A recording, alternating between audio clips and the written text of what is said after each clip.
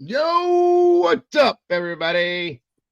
Somebody threw out the Dago signal, and here I am, along with a couple other people.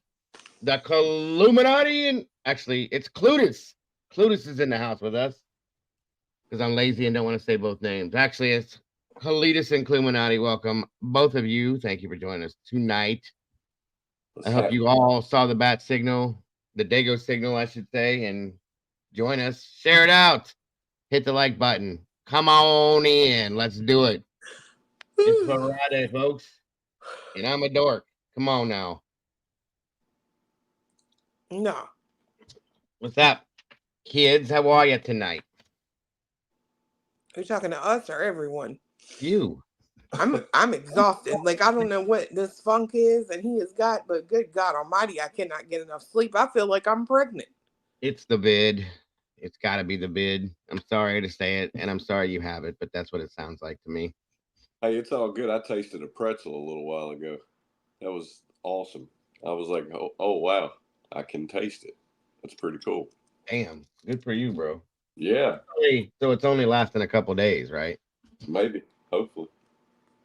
That's awesome. Yeah, I don't want to go through another year and not being able to taste what I'm eating. That sucks. No, no. I know what it's like. Like I said, when water tastes like you're drinking salt, there's a Yeah, problem. I get it. I get it. I'm sorry that you're not feeling well, Clue. I hope you get better quick. Um, it sucks. Come on in, guys. Hit the like button, please, You and know share the. me. Like I'm not a sleeper and I can't like I was laying here earlier and I want y'all to know the first day he was sick, Dago, you can attest to this. Because y'all talked to me. I let him sleep all day. I finally woke him up at 4:30 in the afternoon. I was like, if Seven, you don't get up, you're not gonna sleep tonight. You remember seven, that? 17 hours he slept. I do remember. Let me tell you, I was sitting out here earlier and he knows I'm not feeling good. And I Mm. just laid my head back. I reclined in my recliner and laid my head back. Next thing you know, I got somebody's finger going up my nose. Baby, are you sleeping? You gonna wake up? He's feeling better. That's where it's coming from. yeah, I missed out on like 4 days of messing with you. So I got to get caught up. We got to catch up, right? Yeah, Yes, yes, yes. Well, hopefully, maybe it sounds like you got a stronger immune system than most of us do, Clue. So maybe you'll just have it for a day or so and it'll float on out the door and you'll be back to normal. Hopefully. Yeah, my immune system is strong like bull. Float like a bull. Cool. it's got that theme song. Nobody gonna break my stride. Nobody gonna hold me down. Oh Oh no. no. Oh, that was funny. That was on Clue like key. That's perfect. I got to keep on moving. I could do that. I could. Have you heard from Captain Ding Dong? Me? Either one of you? Yeah. Who's Captain Ding Dong? No. Sarge? Yeah, there you go. Maybe I No, should we have. were talking to him earlier and we were trying to get you on the telly and On the telly. you were The like telly. you were I like, will. shut up people, I'm on a call. You're not important. So Yeah. Yeah, I did. It was important. It was about true crime, which is over for the day. or that's what we were talking about. Oh, okay. Don't say that word, Paladin. Just use the last half of it, sir. They don't like it here for some reason. What? Well, what were you calling about? What was the true crime call for? Who? Me? Yeah, you said that's what you were going to be talking about. What was it? Was it? First off, I said that's what we were talking about, and we were talking about Baldwin. Alec Baldwin. Yeah. Oh, that new. Okay, yeah, I got you. Because I was watching Publicly Buzzed, right? So The they were brothers talking about Buzz. Alec Baldwin, and I guess now he's going to be charged. But people were in there saying it should have just been the what you call it, Armor. Archer. I, Armor. yeah, I know. So was Sarge arguing with you on that, thinking that Baldwin should be charged? Yes, Sarge is pro bald when charges. Yes, he is. Which I can't honestly. It's almost like this, right? If you have a driver, if I'm famous, okay, and I have hired a driver, Mm-hmm. am I going and if I notice he looks intoxicated, am I Uh-huh. going to let him drive me around, or am I going to check and see if he's drunk before I get in the back of the car? Right. I'm Yeah. going to check and make sure he ain't loaded before I let him drive me around.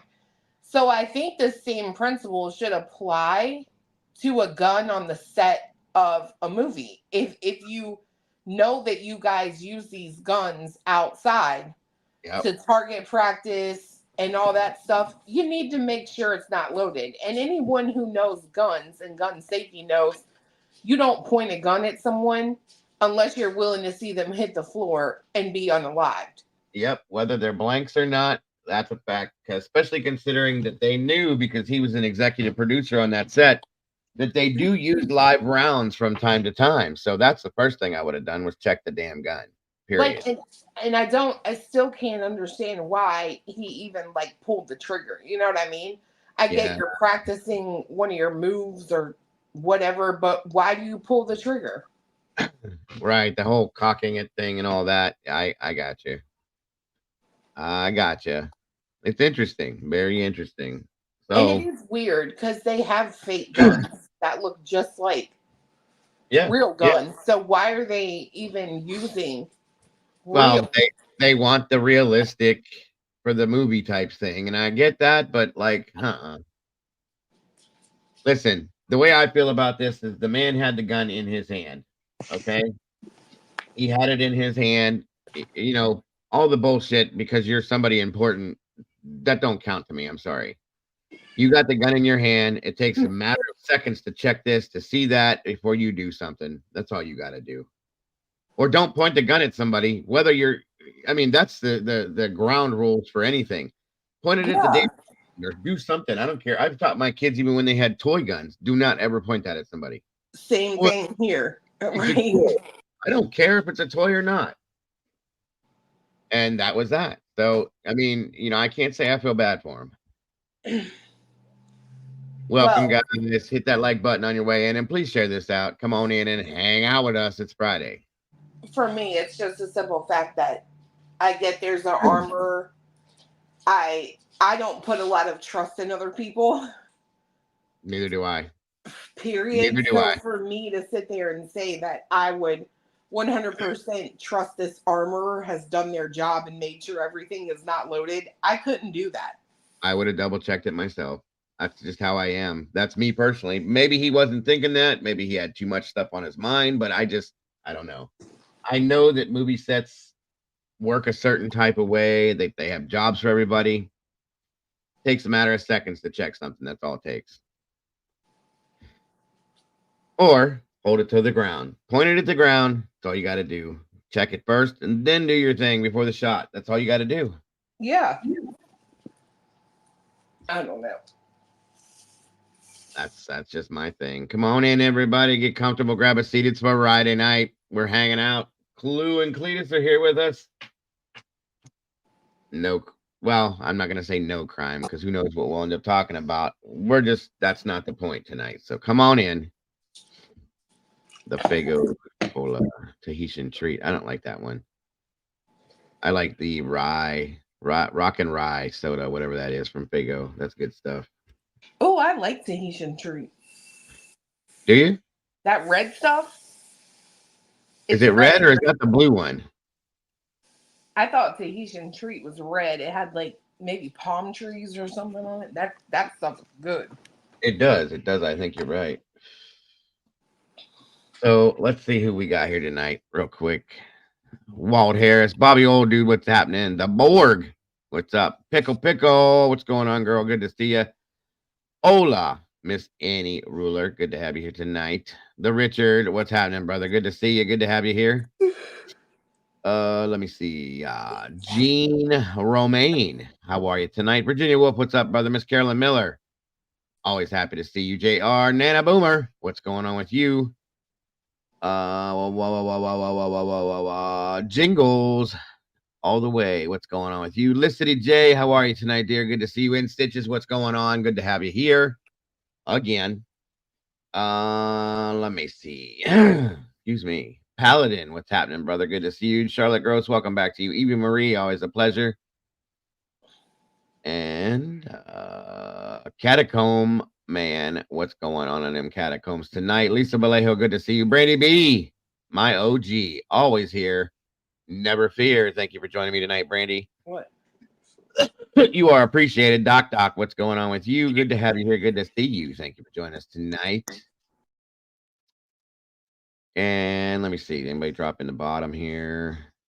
I think that's it so far. Come on in, guys. Girl Rabbit Seat. Robert Bell, great to see you, sir.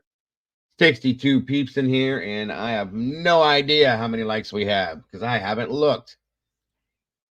Looks like we got 36. Let's make that match, guys. Come on. Pumpkin Dawn, how you doing tonight? Great to see you. Thank you for joining me. Has anyone seen Pumpkin Dawn? I see Pumpkin Dawn right there. Hello, hello. The Richards, Traveling Underwater Lounge, my friend. Always good to see you. Excuse me. I think that's it for right now, guys. Share this tea. What's going on? Share this out, if you will. Tell everybody we're here. Don't know what we're doing, but we're here. Come on in. It's Friday. You never know what's going to happen. Sit down.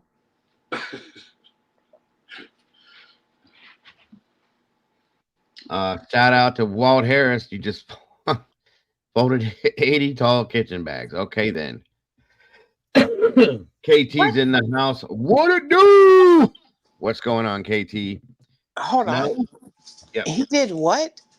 He folded 80 tall kitchen bags. Don't they come on a roll? I don't know. It depends on if they're commercial or not. Sometimes they come in a box. We don't know what Sarge is doing, y'all. I think he had to go back to the home tonight, and they locked him. He probably took his Geritol, and he's probably sleeping now. Hey, there's a baby in every bottle. That's right. That's right. Golf. I haven't seen Golf in a couple of days. I don't know what she's doing tonight. Somebody might be live. She's out bouncing around. Out on the town. Good to see you guys. So good to see you guys. Thank you for joining us tonight. Oh, you fold them and put them in a basket. Ooh, that is dedication. Mm-hmm. Dude needs his own channel. He sure as hell does. No, I'm not feeling better. I'm sorry to hear that. I was answering Robert. Yeah, I saw that. Okay. Calm down. Cletus is. Oh, okay. Dago. Don't start with me. Phil is better. You can calm down now anytime. It's Friday. We ain't working right now. I don't give a shit what you think. Okay? Cletus is trying to wrestle our dogs. Oh, he's definitely feeling better. Mm-hmm. Anthony, it wasn't a rant, bro. Don't worry about it. I understand passion. I have it myself. You were just speaking your mind, and that's what it's all about, my friend. So no worries, brother. No worries. Come on, guys. 69 peeps. That's a weird number to stick at. Let's make it bigger. Let's like it up. 42 likes. Come on. What is going on? Name that tune. I don't know what we're doing, Pumpkin Dawn. We're going to do something. We're going to do something. That's a good idea. I can sing and y'all can name what I'm singing. Or, yeah, maybe. I don't know. We'll see. Maybe we could do that. What is it? They said, are we playing? Name that tune. I said, that's a great idea. I can sing and y'all can try to figure out what I'm singing. Oh. Okay.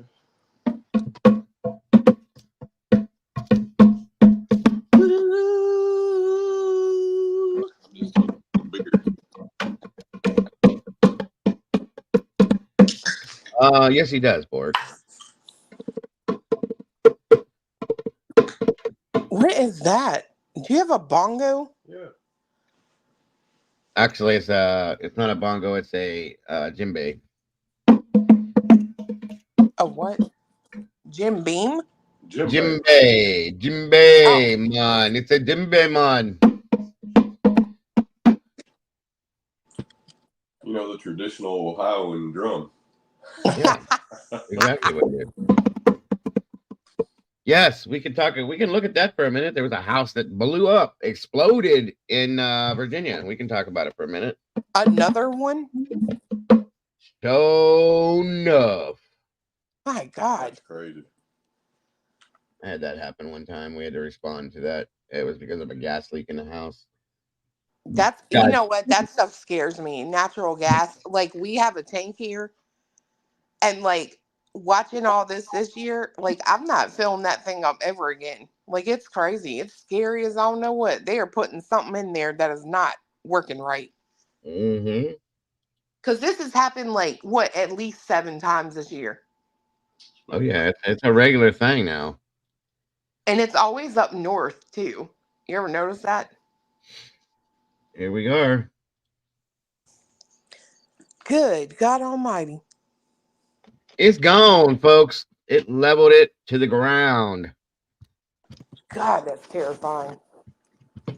No, Borg, they have not found him. Yeah, the one that we had, it's not funny. Thank God the guy's okay, or I wouldn't even be even slightly making a joke, but we heard the shit. We were sitting at the station when this shit went off, and we were probably a good quarter mile away from the neighborhood that this happened in. And the guy came home from work, walked in his house. He parked his car in the garage, walked in his house, took his shoes off. This is what he told us. Took his shoes off, opened the refrigerator and pulled out a can of Coke, went in his living room, sat down, and it had started to get dark. He said he leaned over and turned on a lamp. As soon as he did it, it blew him straight out his damn front picture window like a damn rocket. And he was in the front yard. He got hurt a little bit, but that shit blew hard. It shook the fire station. It shook, like, we were like, what the hell was that? It was fun. Quite a fun experience. And the house was leveled to the ground, folks. I'll see if I can find it and show it to you. It might be in here somewhere. And it was based on a natural gas leak underground. It was leaking up in through his basement. And then throughout the whole day, it leaked up into the house, obviously. And I guess the chief had asked him, like, you didn't smell anything when you walked in the house? He was like, no, not a thing. That Quite. stuff doesn't smell, though, does it? Like, propane doesn't smell. No, natural gas. Yes, it does. Yes, it does. There's both smells to both. Austin Westfall is live now, coming back on air. Just for anybody who may be tuning in, we are watching live images of what appear to be firefighters combing through the scene of this very, very scary situation. We heard one of the witnesses speaking with Fox 5 reporter saying that, and we will say speaking with Josh Rosenthal, who has been doing a great job on the ground in Virginia, in Northern Virginia, this neighborhood that's been rattled tonight. This debris field, as you can see, Yes, it's an expansive one, and there's going to be quite a bit of investigating to do to get to the bottom of this. Excuse me. Initial reports coming from a local news outlet. Yeah, that looks like an expensive saying neighborhood. that this initially started out as a simple gas leak call. There it is. That's why firefighters were in the area, and then sadly, that's when the explosion took place, according to Loudon Now. So, what we will say is, from Josh's reporting on the ground, one witness described helping multiple firefighters with injuries out of this rubble. One thing I will note is that it's apparent that this is simmering down. The flames are simmering down. when we were watching this scene at first, there were active flames and quite a bit of smoke emanating from this pile of rubble. What we're seeing now is a much more calm version of what we were watching earlier. My Smoke, gosh. no doubt, going to be There ain't a nothing left. long, lengthy Hey, task Will B, what's going on? ahead This of guy Fire on this Chief news is figure like out, watching piece paint together dry when he's exactly talking. Yes, what yes. happened here. I have not residential seen home to really, explode like Will. this, causing perhaps multiple injuries. We Let me see saw something here. Hold on, guys. Good gravy. They need to speed his teleprompter up.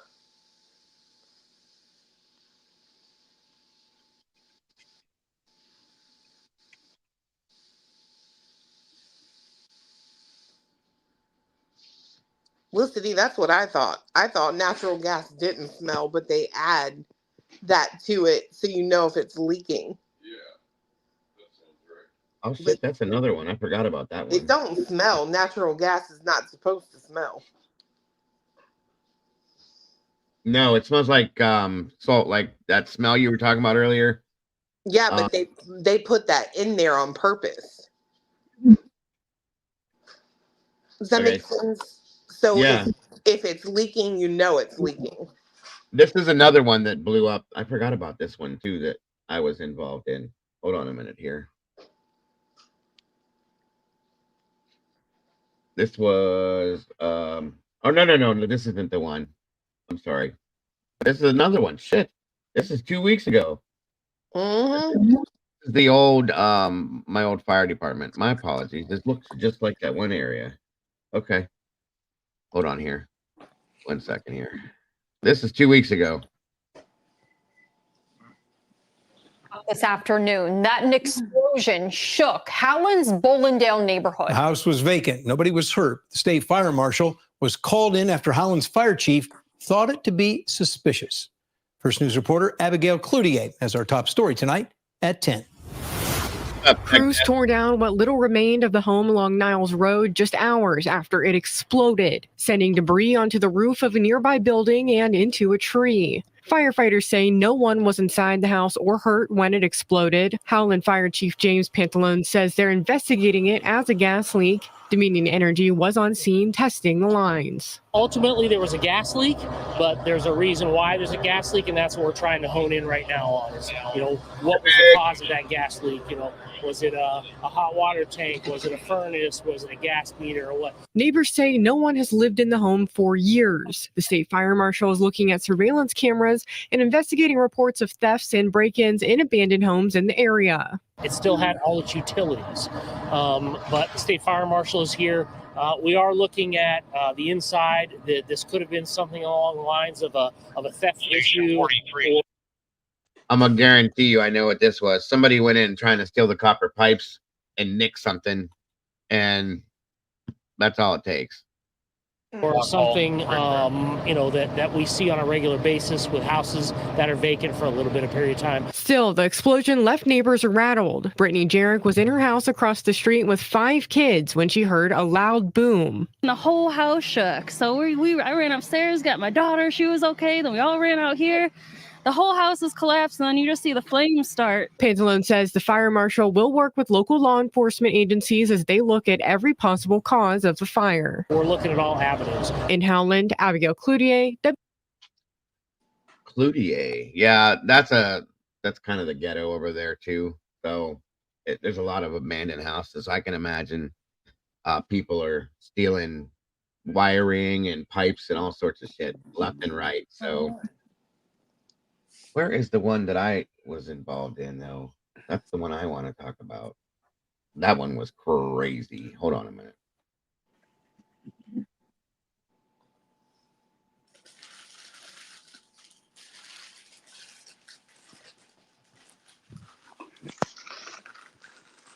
Nope.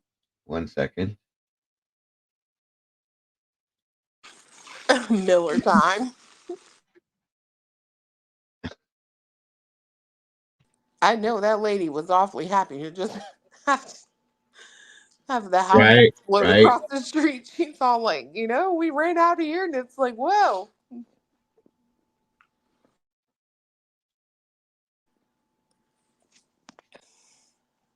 Where is it? I swear it's on here.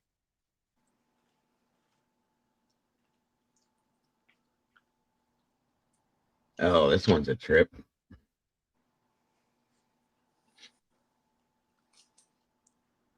That's not it, though. I've just seen a whole lot of this. This in particular, where these houses are just like bombs. They're like little bombs. You know what I mean? Oh, yeah, yeah. Natural gas ain't no joke.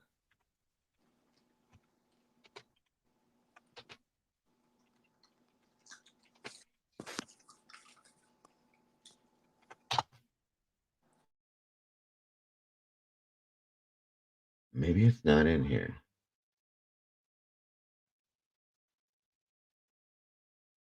I'll be damned. New Wilmington. Holy shit. New video shows Wilmington truck explosion, flinging firefighters in the air. That was from 8 hours ago. Yoy.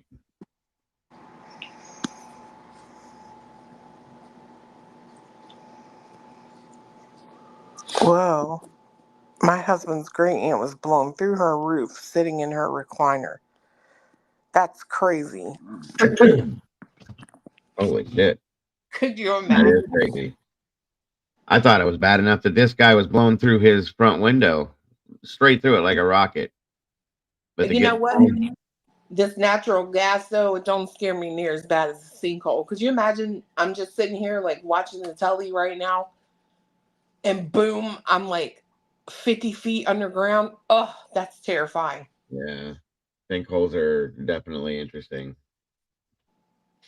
It's scary. The tremendous explosion that rocked a that. Pittsburgh suburb on Saturday.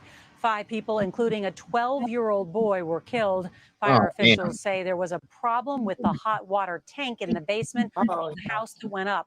3 homes were destroyed in the blast, and the widespread fire that followed, at least a dozen other homes were damaged.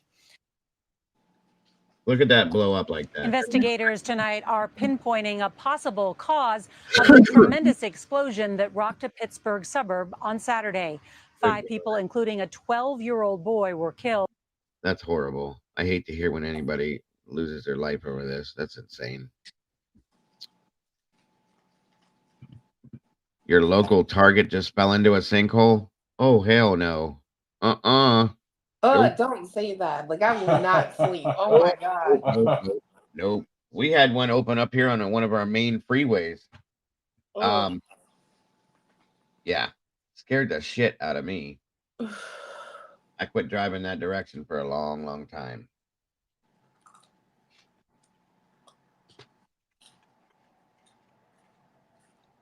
That is a scary thought, especially when they're so large that like you don't see the bottom. You know what I'm saying? We had one in Toledo, a big one in Toledo. I remember that. You just gonna keep talking about it. You are literally freaking out right now. I hate a sinkhole. Like, they are so scary. Really? Oh yeah, she's terrible. terrible. If I were to put one up, you wouldn't want to see it then, right? Yeah, we do. You know what? I told you that's why I sleep with the Apple Watch on in case a sinkhole opens up. I can tell Siri to call 911. I get you. This is out of Toledo, I think. The one that happened in Toledo.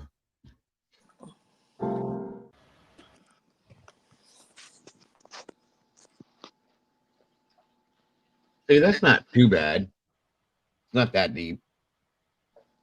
Oh my God. Whew. Yeah. It's not that bad though. Like it's right there, you know. What is that? You could climb up out of that shit. Is that a car? Yeah. It swallowed that's why it said it swallowed the car. You could not climb up out of that. Why not? Look. Oh, Look. they just stand. These people just stand like right beside of it. They kill me. You climb up on the roof, you climb up on here, and then you climb up out of there. Oh yeah. You should look up the one that happened in Kentucky at the Corvette Museum. Oh yeah. I remember that shit. That was wild. That's oh my God. That was crazy. Let me tell you how this happened, okay? We went to this amusement park up there, right? And mind you, like, I worry. I told y'all I'm like a helicopter mom with my kid. Yep. And she's Same on here. the roller coaster at this amusement park, and we were just walking around, and I think I rode like the pirate ship or something. Kings So, Island. what is it called? Was it Kings Island? Beach Bend. Oh, okay, got you. I know what you're talking about. We'd been there for like, I don't know, 2 or 3 hours or something, and fiance's like, Best things to ever. that sinkhole in that Corvette museum's like 10 miles up the road. Yeah. Well before dawn on February 12, 2014, surveillance cameras inside the National Corvette Museum caught something almost unbelievable. A sinkhole opened up underneath 8 collectible Corvettes inside the museum's sky dome. Those cars were our babies, and it's upsetting to have anything like this happen. At first, no one was sure if the That's cars a could big even one. be recovered. It's a very Oh, sad them day in cars Corvette too. history. Oh my God. That's 2 big. days Look at later, that shit. crews got a very close look at just how bad the massive sinkhole was That's and the big. underground caves that caused it. The Sky Dome and its iconic spire were okay, but needed to be secured before walls came down to get cranes inside. They were trying to plan how to pull out cars they couldn't even see. It's like going to the dentist. You got to do what you got to do. On March 3rd, they had a breakthrough. With people around the world watching, crews cherry-picked the 2009 ZR1 Blue Devil off the top. Oh, that's beautiful car. What happened next is something the folks in the General Motors advertising department wish they could buy. Despite a few dings and scratches, it cranked right up. That's incredible. And that falling 50 feet and then coming up out of the hole and starting up for us. Something that I'll treasure for the rest of my life, I tell you. That day and the weeks that followed, crews unearthed the other 7, including the 1 millionth Corvette and the 1.5 millionth ever made. Look at that one. Ones that money can't replace. When they pulled it up, I was done. I mean, I was done. Look at all that clay. I was crying. I'll be honest. I was crying. On April 9th, Kevin Helmenthaler was there to watch his donated 2001 Corvette Z06 come out. It had only been on display for 13 days. Crews say it was the hardest to recover, but he could still recognize every inch. Every piece of it. I can look at almost any piece of it and say, What's up, Gray? we messed with this on 2007. April we juiced QT. this in 2004. Some of the Corvettes are being restored with help from Hey, insurance Ruler. and Amber. GM. Others will be left the way the sinkhole crushed them. But despite the crisis, the museum has seen a 71% increase in visitors, all because underground caves opened up the earth and made a sports car lover's nightmare come true. I lived in a house that was on that top of loss, one. it's a part of American history. In What is Bowling wrong Green, with you, Kentucky. Dago? See me. I didn't know. That's the thing. I News didn't Channel know. 5 HD. So here's this story real quick. I lived in another township area, and it was a small house up on a hill. Okay. And so, like, the curb, you put your garbage can down to the curb. Well, I started noticing that the curb, the area that was right onto the road too, started to sink a little bit over like a 3-month period of time.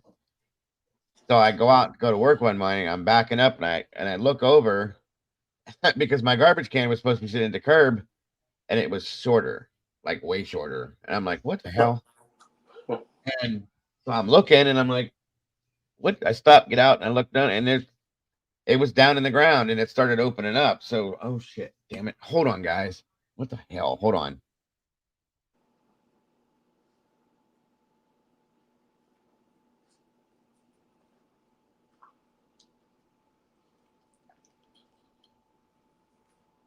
Wild thing. You make my heart sing. You make everything groovy. What?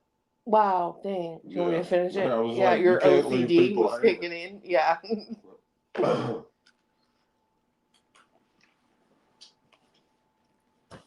Dago's crazy.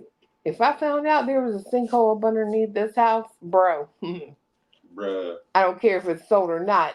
We're moving. Bruh.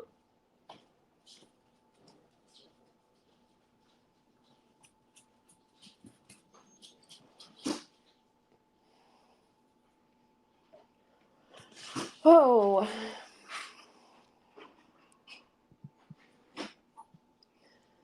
I want a puffy, puffy penguin. Yes, I do. What is a puffy penguin? Puffy, puffy penguins, because they love you. Did you just make that up? You know why? Oh, because it sounded legit. What are you doing? Maybe I should make a cartoon based off of that. Mm-hmm. I want a puffy, puffy penguin. Yes, I do. Because puffy, puffy penguins, they love you. Don't leave me up here by myself. I'm just saying. I am reckless. You okay? Sorry. I'm okay.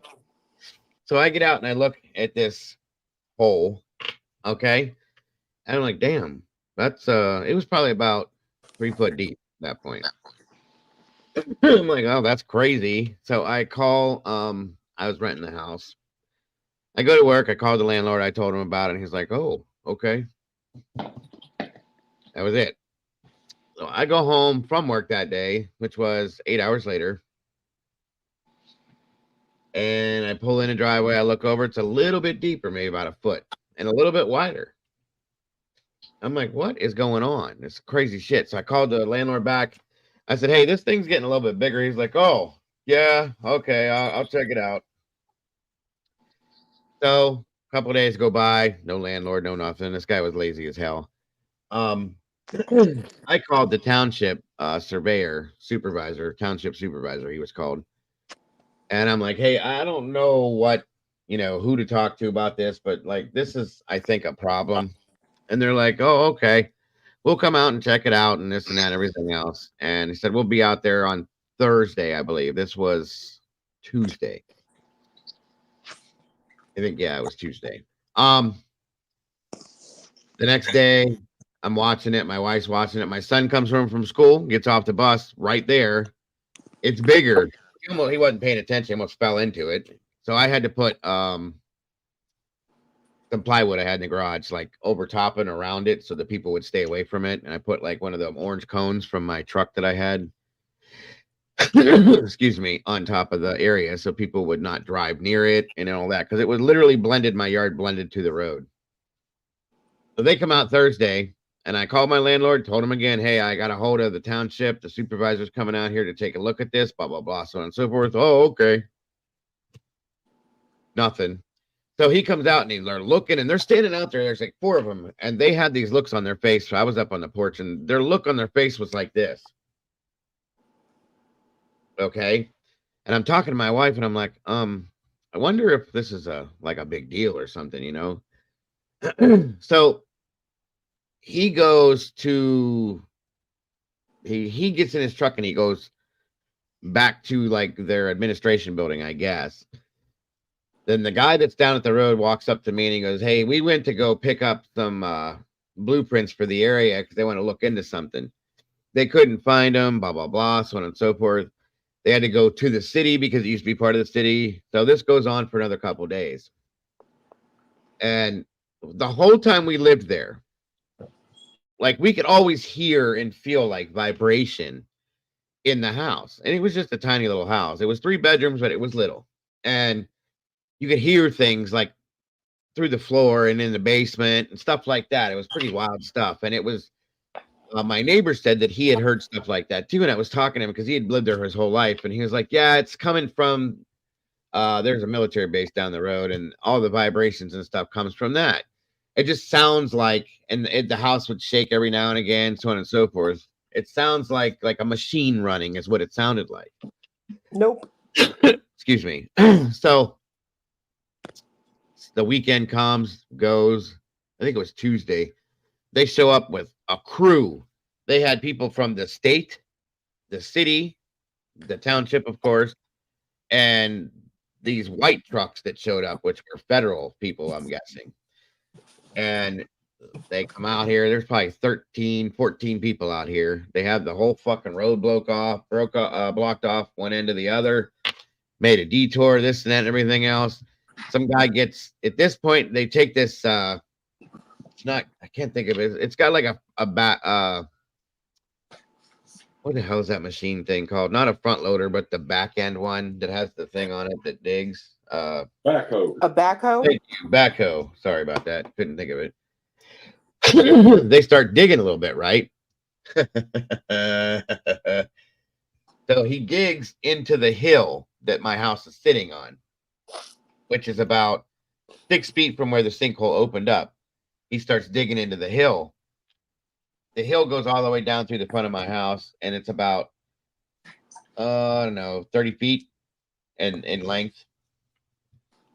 He digs like 6 times, I'm going to say, and he moves some dirt. The 7th time he goes to dig in, the whole fucking hill collapsed into the hole. The whole thing opened up all the way. Wow.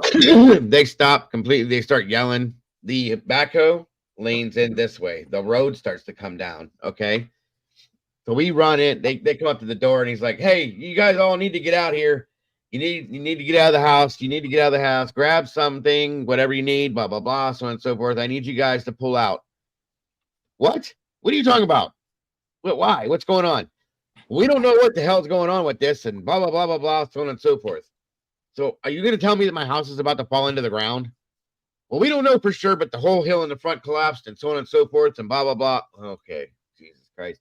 My wife was having a stroke. She's screaming, freaking out, running in circles, worrying about baby pictures and this and that and everything else. We grabbed some clothes, of course, Caden, and some toys and all this other stuff. And her sister lived down the road at that time. So, I mean, it was no big deal. We had somewhere to go. It was just my TV and everything we owned was in this house. So we leave. I had a horseshoe driveway. We pulled out and around everything. And all my shit was in the garage. I was so like worried. The garage was fine, I guess, because it was back far enough. But the hill that the house was built on, okay, underneath it, the whole township, come to find out, there was water under there, like a river running underneath my house and all down this road on all these houses back in this area.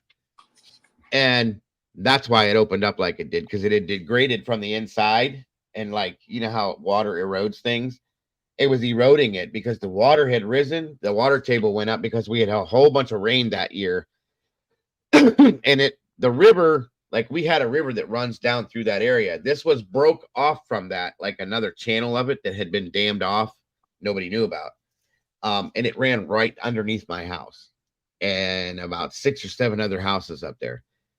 So what they had to do is they had to go down to where I think it was about a mile up the road where the river was dammed off at, and open that dam and allow that water that was in that part of the river to go that direction. Okay. And flow back into the river to dry up this underground, whatever thing it was, I guess. We weren't allowed to stay in our house for like 6 weeks. 6 or 7 weeks, I think it was. They brought in a whole bunch of dirt, like 20 some different truckloads, semi-truckloads of dirt. They dumped it and filled it underneath there. They went along this road for about 7 months and dug up the front yards of all these houses. Okay. There were 6 of them, I do believe. And they had to put all this filled dirt in. They dried this underwater, whatever up. We moved, by the way. I wasn't staying there. I don't give a shit if they dried it up or not.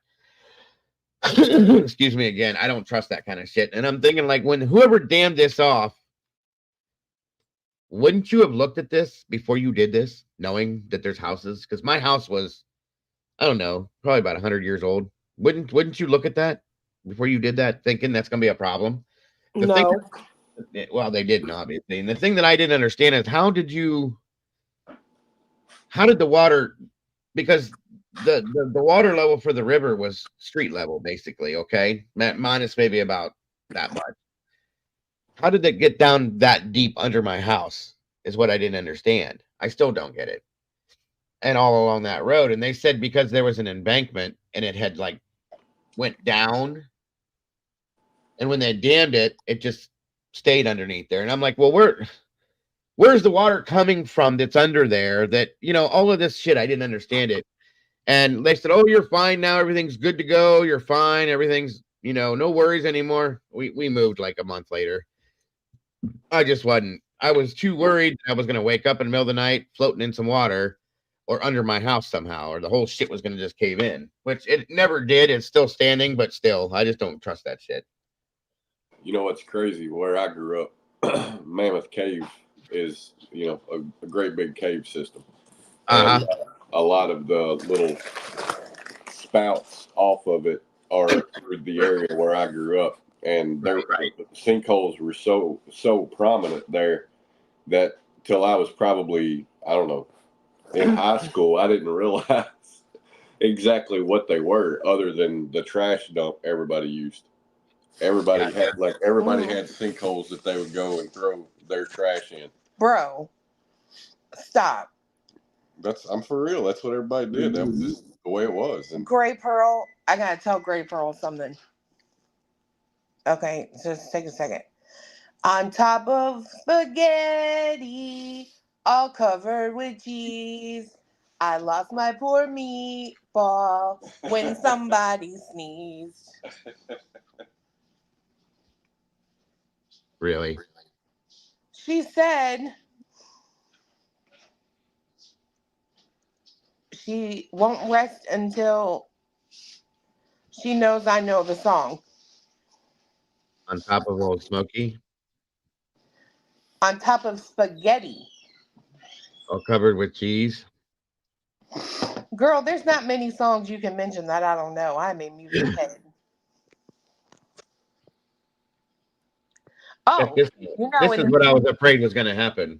In this one neighborhood I used to live in, the guy was mowing his lawn. All of a sudden, gone into a sinkhole, and he died. Oh, it can happen. Yeah, no, I'm good. Yeah, see? That's what I was afraid was going to happen to me.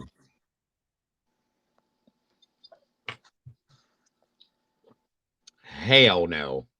I won't be sleeping now. Nope. Nope. Oh, I sang that one to Sarge one day. How much is that dog in the window? Roof, roof. Holy shit. Oh, Jesus Fix It. Did you see that? Jesus Fix It? Yeah, that's her. She says that all the time. Oh, is this the one in Florida?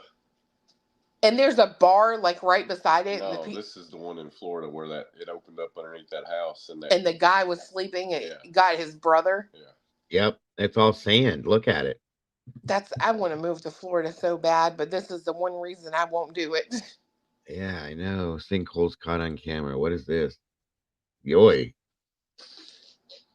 Holy shit, that's huge. That's what she said. Oh my God. What is that? That's a water sinkhole.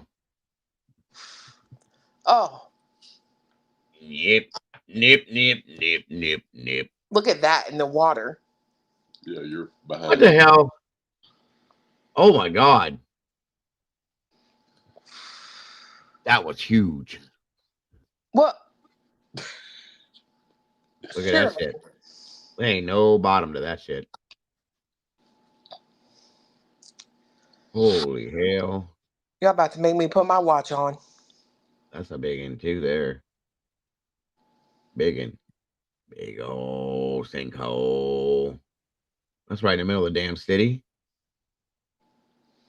I'd be cool in that one right there. I'd be okay. Would you be swimming in it like it's a pool? Yeah, I mean, at least you could see, right? They did, Walt. There was one in downtown Pittsburgh. I remember that. See, like, it's like, holy hell, that's deep. Wow. Wow. It's a good thing none of them buildings folded up into that shit. You know what I mean? Well, and see, that's the thing people don't understand. The sinkhole's only part of the problem. You got to worry about the furniture landing on you. Uh-huh. What is so funny? What is this? A new day at Lake Peigneur in Louisiana. Some 9 miles north of the Vermilion Bay in the Gulf of Mexico, a charming, calm lake is a popular resort for fishermen and nature lovers. The beauty of the lake is rounded off with a gorgeous botanical park on the lake's Jefferson Island. However, not everyone present at the lake is interested in its natural beauty. An oil drilling platform in ownership of the Wilson Brothers Corporation was recently brought to the lake. Hired by the famous Texaco Oil Company, Wilson Brothers were looking for oil. Beneath the lake lies a gigantic salt dome, meaning there is probably oil somewhere near. Indeed, the calculations have shown a substantial deposit of oil on the edges of the salt dome. The Wilson brothers were supposed to drill down to it. Their employees were experienced. They had done the job many times before and knew all the trade secrets. So, once engineers gave them coordinates, they threw themselves into the job. Drilling for oil is a challenging and dangerous job that can cause unpredictable consequences, including severe accidents. And today, the workers are about to experience such a situation.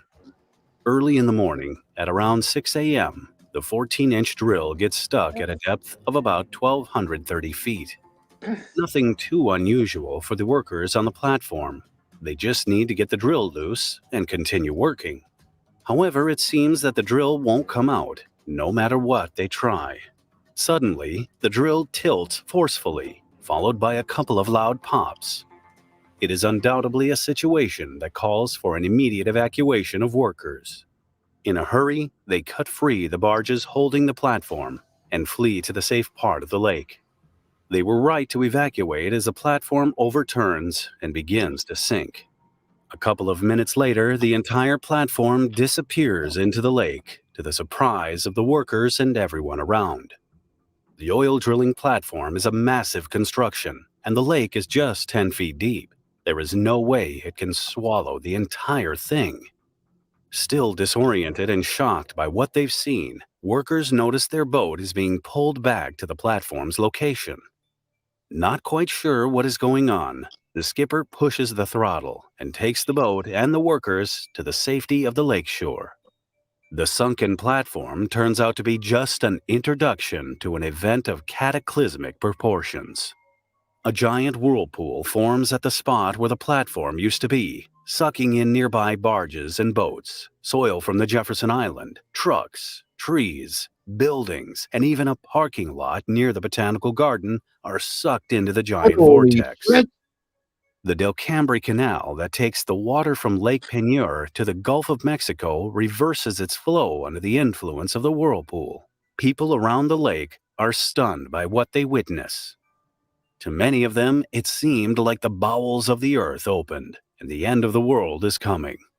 The exaggerated impression the people got that day as they watched the entire lake disappear in front of their eyes was not far from reality. The ground did open, and all the water from the lake went into it. What they didn't know was that under their feet, another drama was going on. Below the lake lies a colossal salt dome, a vertical mass of salt that intrudes into upper layers of earth from underlying salt beds due to the weight of the overlying rock. In the United States, salt domes are frequent, especially along the Gulf of Mexico coastline, most of them in Texas and Louisiana. All of them are exploited for salt mining. Inside the salt dome beneath Lake Peigneur was a 4-level salt mine reaching depths of 1,500 feet. Under the ownership of the Diamond Crystal Salt Company, the mine was opened in 1919 and was extracting halide minerals, better known as rock salt, for 6 decades incessantly. The initial mining was conducted on the topmost level at a depth of 800 feet. Over time, the primary salt production moved deeper, with 3 new levels opened at depths of 1,000, 1,300, and 1,500 feet. Each level consisted of large tunnels up to 100 feet high and wide. The tunnel on the bottommost level was 100 feet wide and 80 feet tall. Each of these tunnels was created through the process of mining. Inside them, vast pillars of salt were left untouched to support the tunnel ceiling. Like oil drilling, mining has its own risks. A record of mining-related accidents is rather long and includes a whole palette of dangers, from ceiling collapses to outbursts of explosive gases trapped in underground pockets. In salt mines, miners pay special attention to the stability of their tunnels because the entire structure lies on pillars made of the same material they are digging out. The presence of the water is especially hazardous, which could easily dissolve the salt pillars and leave the tunnel ceiling without support. The Jefferson Island mine at Lake Peigneur had a couple of water leak incidents in the mid-1970s, but none threatened its stability. The bigger problem was the instability of the entire mine above the 1,300 feet level.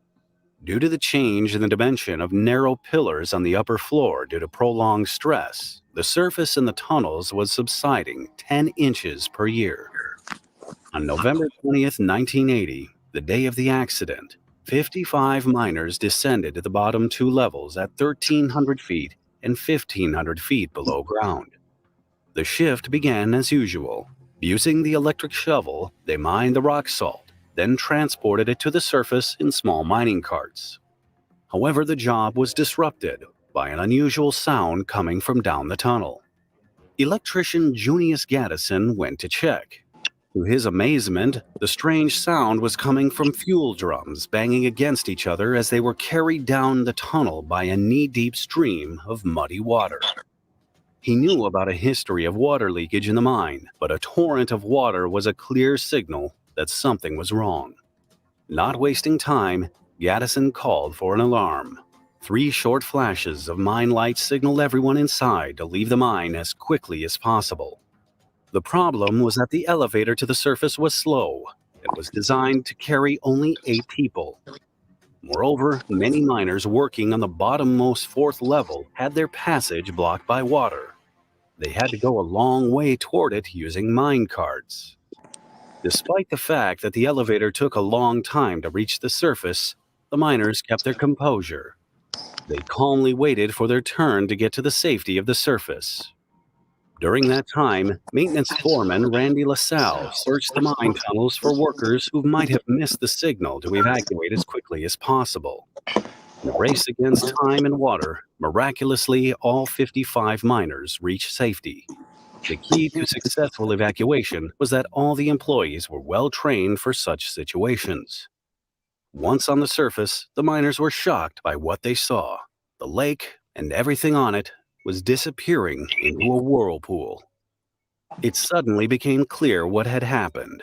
The oil drill got stuck because it penetrated the mine ceiling at the 1,300-foot level.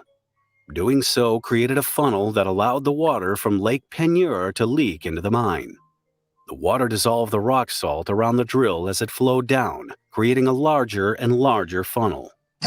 Once mass amounts of water reached the mine, they began dissolving the salt pillars and caused the entire mine construction and everything above it to collapse.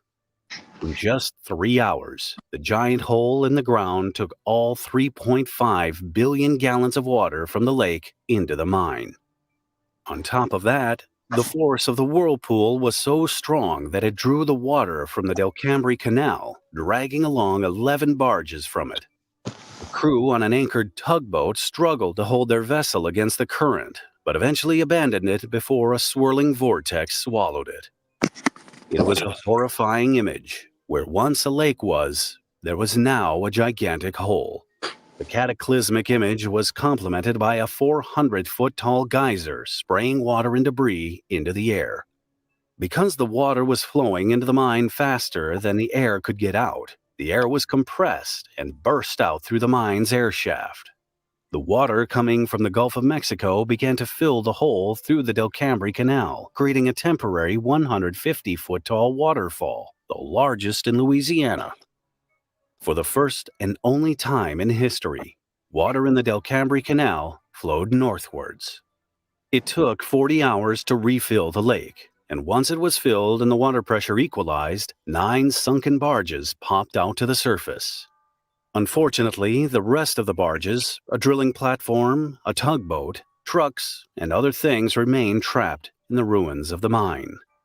Luckily, no lives were lost in this unusual accident. There was only severe material damage. The lake suffered a significant change, though, as it was now filled with brackish water instead of fresh water. It was no longer 10 feet deep. It had now become the deepest lake in Louisiana, at 200 feet. It was a drastic change in the lake's biology.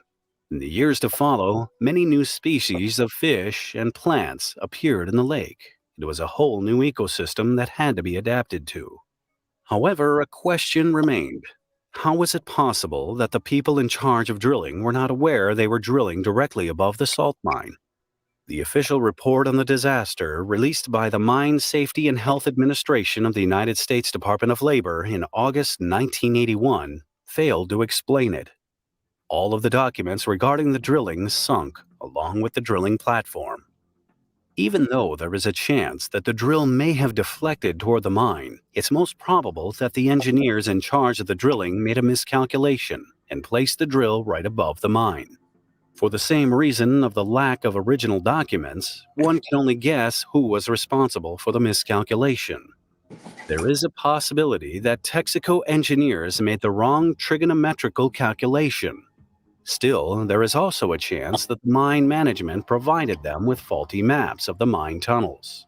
Either way, in out-of-court settlements with the Diamond Crystal Salt Company and the Live Oak Gardens, Texaco and the Wilson Brothers Corporation agreed to compensate those affected by the damage.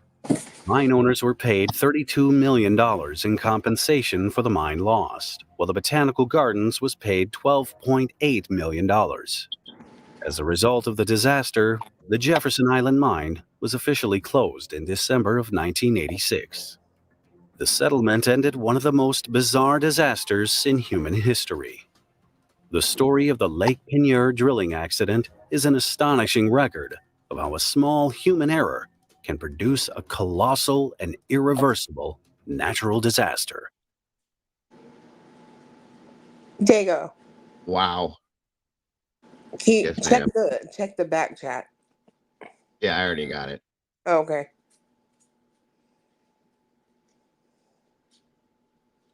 Hold up. That's crazy. I never heard about that shit before. We saw it on some. I think we saw that video before. Yeah. Cajun chick said that's right down the road from where she lives. Said she felt her house vibrate when it happened. I'd have been like, "Bye, I'm out. Yep. Moving to the state. Peace." This is crazy. It's moving that much. Oh, that's gone right there. See right there? Hold up. Where the hell's the volume at? Hold on, guys. There it is. Okay, it's turned all the way up. 1 second. Okay, here we go. Breathe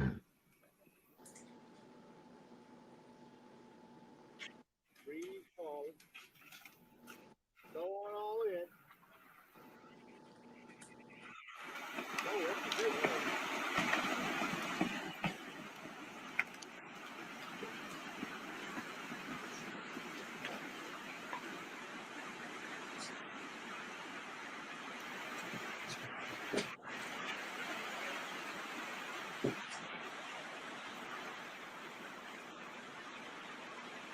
That shit just ate them trees. Yeah, that's wild. Follow them whole. Is this part of that thing or is this something else? No, it's a different one. Damn. And then people just standing there. Could you imagine? Bye. Bye-bye. It ate the trees, folks. Nope.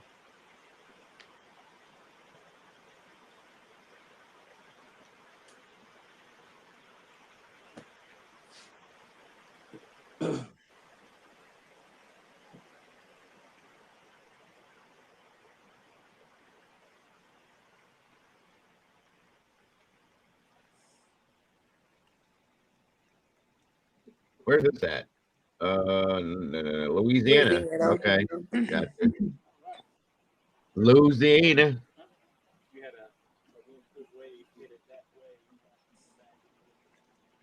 Nope. So what's the point with this hose that's laid out all over here? Are they trying to absorb oil or something? I don't know. This is weird. A lot of gators in there. Hell yeah. That's a big gator there. A gator. Shoot him. You gotta shoot him. Shoot him. Shoot him, Clem. Shoot him. Shoot him, Dick. Shoot him. There's a big gator there. Get him, boy. Shoot him. The tree shaker. Yeah, tree shaker. Exactly. I used to love that show. Oh shit. Look at that shit flowing over here. Back in that corner. I would see y'all are correct. Y'all are some brave people to live out in this stuff. I'm telling you. No way. Down in that bayou there.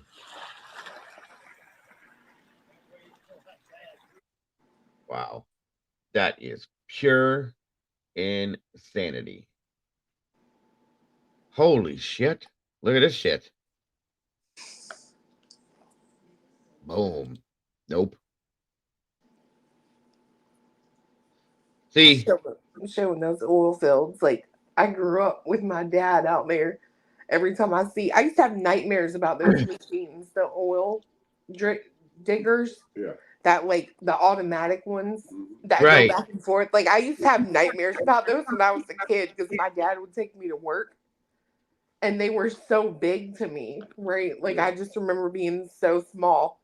And, like, they were massive. Formed in the middle of No way in town, hell. and another nearby that basically swallowed an entire neighborhood, to a terrifying crater in Chile that opened up in the middle of a dirt road, and a disaster in El Salvador that left several houses perched on the edge of a cliff. Here are 10 of the deepest sinkholes caught on camera. Okay. I can share your dog bag storage photo, Walt, if you really want me to. Tierra Amarilla is a small mining community in north-central Chile. The town is home to about 13,000 people, many of whom work in the nearby copper mines. Bet it is. On August 1st of 2022, a sinkhole opened near the Alcaparrosa mine. At first, it was only 80 feet wide, but it quickly grew to over damn. 200 feet wide by August 8th. At 656 feet deep, it was large enough for the Washington Monument with about 100 feet to spare on the sides. Thankfully, the closest one was about 2,000 feet away. So, unless the sinkhole expanded exponentially, they were okay. Okay, To be I will, safe, Doodle. the No Lunden worries. Mining Corp shut down the Alcaparrosa mine. Hey, Pi, Chile is the how are you, world's dear? largest copper producer, supplying about Norma Freeland. 25% of all That's copper Amber. used Thank on you for Earth. joining me, As you guys. can imagine, shutting down even one Hanging mine out. can Thank have you. vast I'm gonna hang out global with them. consequences. They were eager to open up again, but it wasn't up to them. In Chile, the government has absolute authority over all mines. See, that When shit this looks like it's a sinkhole doorway opened, to hell. They seemed eager to blame the mining companies. Mining Minister Marcela Hernando planned on enacting heavy sanctions against the company if it proved to be their fault. The property was owned by two countries, Lunden Mining, a Canadian firm, owns 80%, while Japan's Sumitomo Excuse me, guys. Sorry. That What is dog wrong just with you? I hate that dog just barked at the sinkhole on the TV. Are you serious? I'm serious. Chewy. Not as funny. You grabbed his mouth like a robber. He barks. Listen, this is literally what he barks at on the TV. He barks at birds. He Sometimes barks at Dago. sinkholes. Sometimes he'll bark at you. And every time we watch Atlanta, he barks at her. Oh, yeah, he can't stand Lana. He barks at sinkholes, huh? Yeah. Okay. So everyone, just so you know, these are the bags that Walt folded up and put into the basket here, guys. He wanted me to share it. So Oh, wow. Look at that. there you go. This is great job there, Walt. Great job. Lots of them. There's a ton of them there.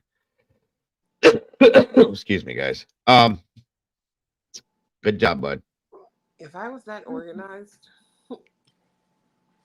Great stuff. Great stuff. Come on now. Here we go.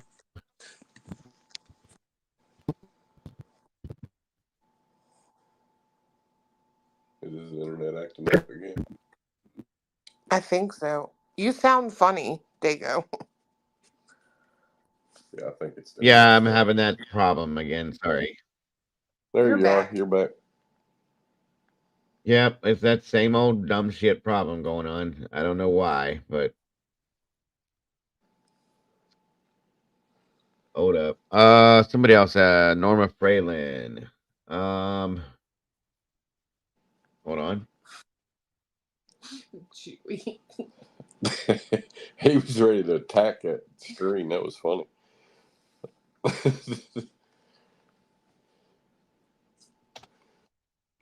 I did, Norma, about Kaylee's LinkedIn account. Yes. Excuse me. I did get that. Thank you, Norma, very much. I see it there now. All right. Let me move back out of this here. Hold on. Get back to.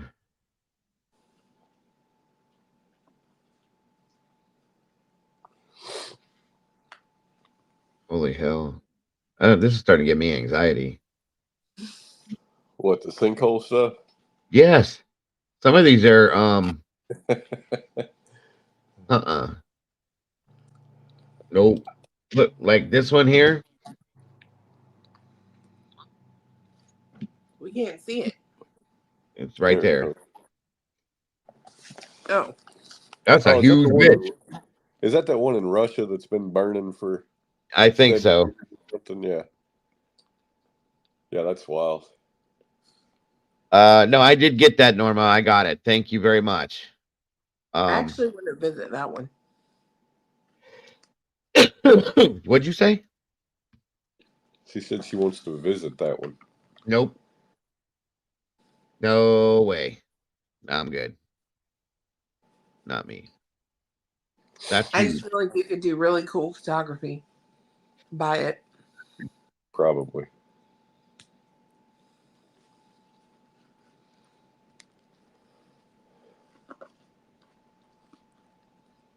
Can you guys hear that?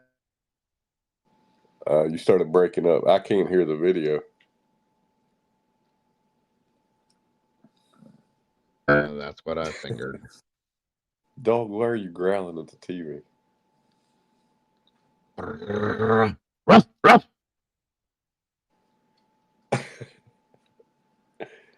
Now what? Yeah, now I can hear you. 104 There we degrees go. Fahrenheit in the Yep. summer. The same Ankara study found that 70% of the wells dug on the Konya Plain are illegal. Furthermore, they've been installed to water crops that require extra watering, like corn. Thankfully, no humans or animals have fallen into any of these sinkholes. They're usually roped off or away from civilization, but it's only a matter of time before one opens under some poor farmer's They'll feet. do this.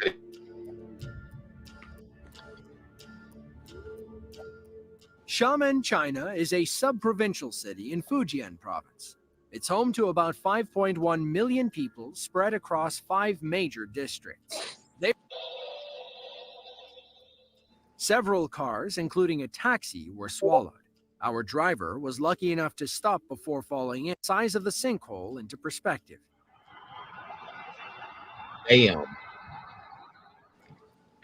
Thankfully, nobody got hurt when their cars eastern area of Jiangsu province in eastern China. You can picture the problems that sinkholes might create.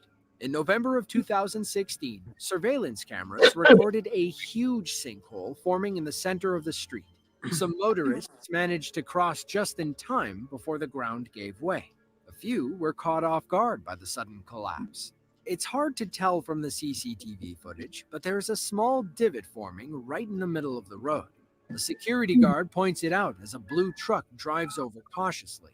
An SUV approaches from the other side and almost crosses before the ground gives way. It falls into the sinkhole along with another red car.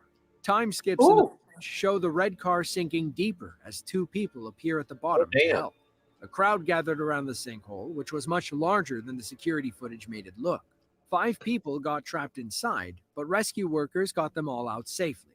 Reports say only 1 person hurt their foot. If you enjoyed this video and want to see another one just like it, then be sure. I did not. From a rectangular.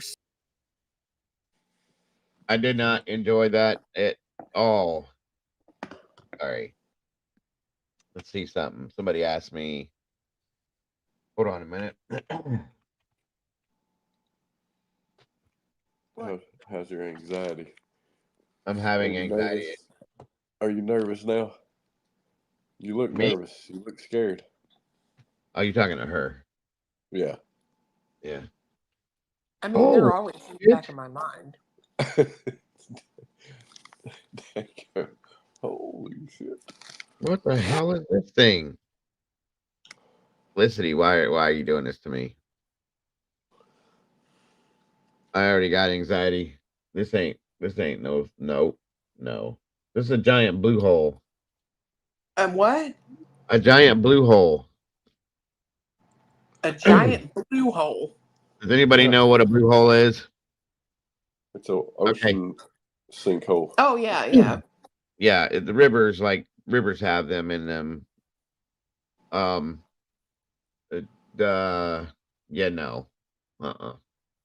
Like there's no bottom. No. Nope.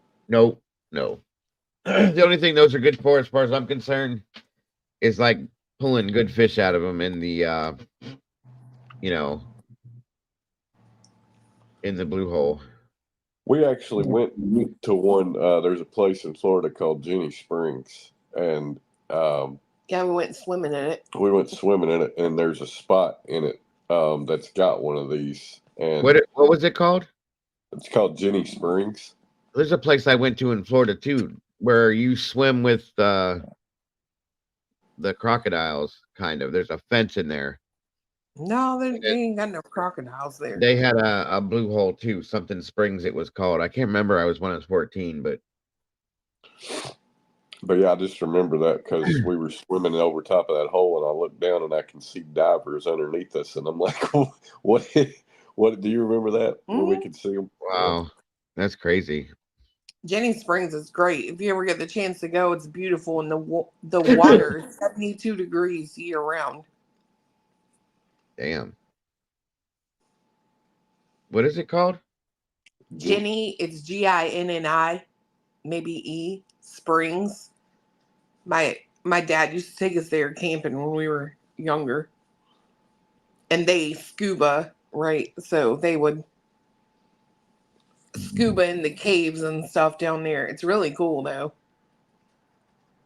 You on a tour of beautiful Jenny Springs located in High Springs, Florida. Yeah, that's it. If you're looking to get away for the day or even the weekend, this is a Cool. great location, and I'm going to go over all of the details. So let's get into it. Jenny Springs is a privately owned spring located in High Springs. Yeah, see the people swimming. Hours Yeah. north of Orlando.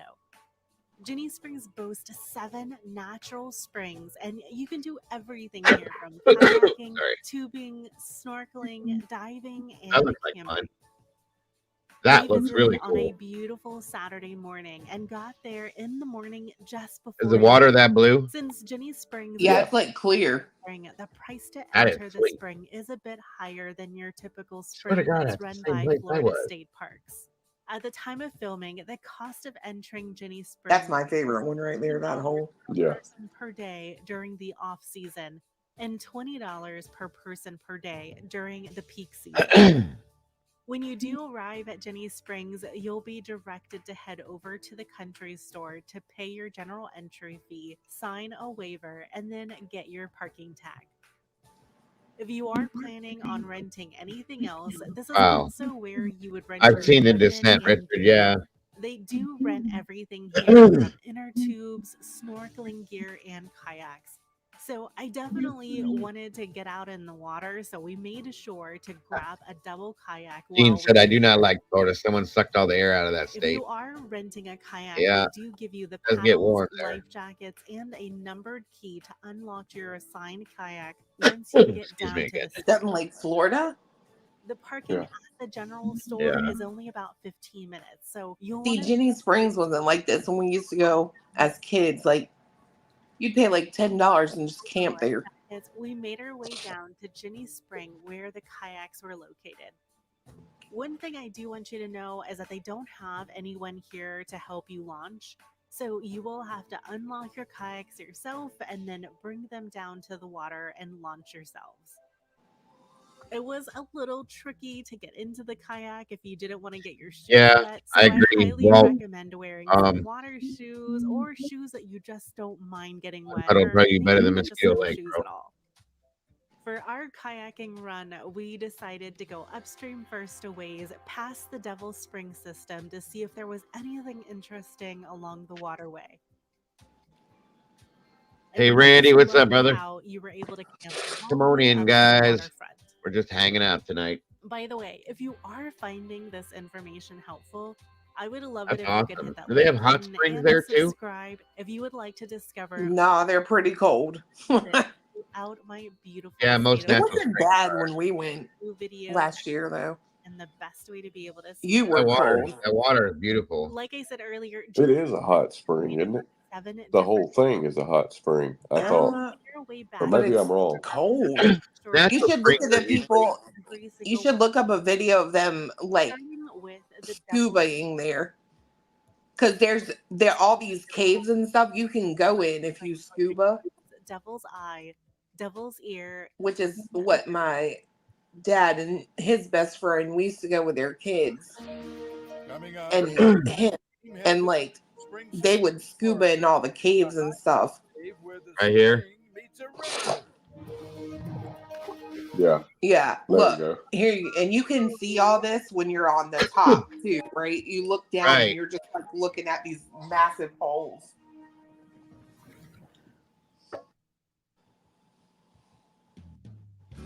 The Santa Fe River meanders its way through northern Florida. Along the way, it's fed by many springs, including the Devil's Spring system.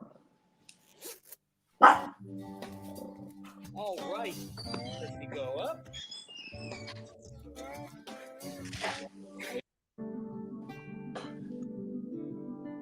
Quit barking at them people. That is really cool. And there it is. It's a little deceiving. From above, you can't really see how much water is coming out of this hole in the ground.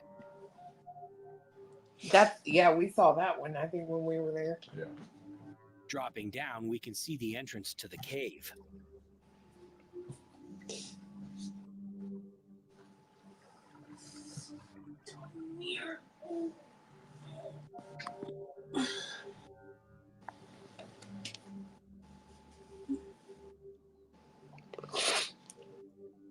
Today I got real duty, which means I have to run our safety line from outside the cave into the main guideline, which is down by the warning sign.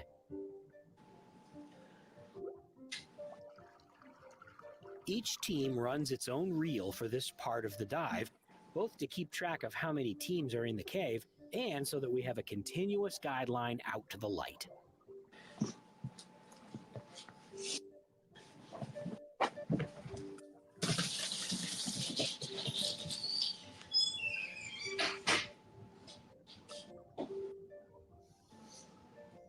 Nope. After I tie into the main cave line, we can continue into the cave.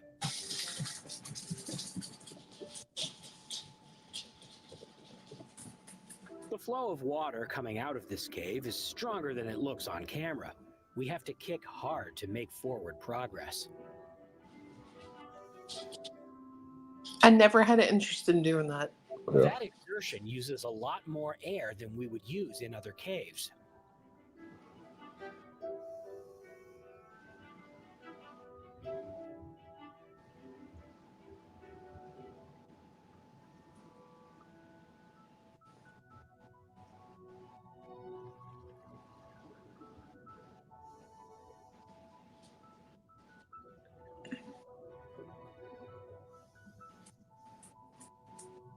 Some sections of the cave are so large that there's no danger of kicking up sediment, so it's okay to use a more powerful flutter kick rather than a frog kick.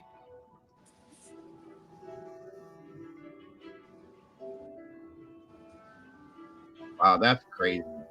That is so beautiful.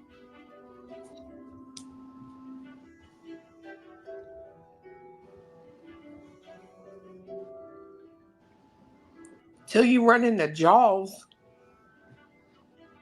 I mean, yeah. What are you doing? You're like mesmerized by this or something. Of cave, we can clearly see where water once flowed back when this cave was partially dry during the last ice age. Now, you might be wondering, where are all the stalactites? In our exploration of caves in Mexico and the Bahamas, we see beautiful speleothems, formations like stalactites and stalagmites formed by dripping water tens of thousands of years ago during the last ice age. Back then, sea levels were lower, and the caves were not filled with water. That's crazy looking. Yeah, it looks like something out of a horror movie. Almost no speleothems. According to geologists, it's because the water flow is so strong in these caves that it dissolved all the speleothems, leaving only these smooth passages behind.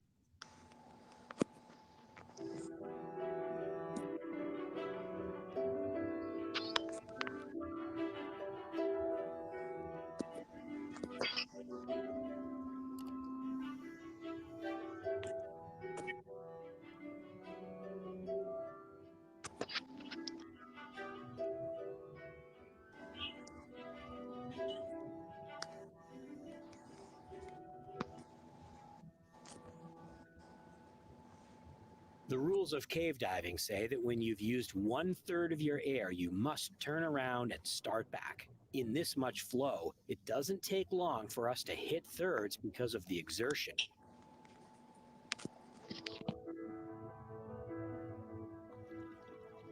Soon we're drifting back out with the flow. Wow. My dad's best friend, he dives like this all the time.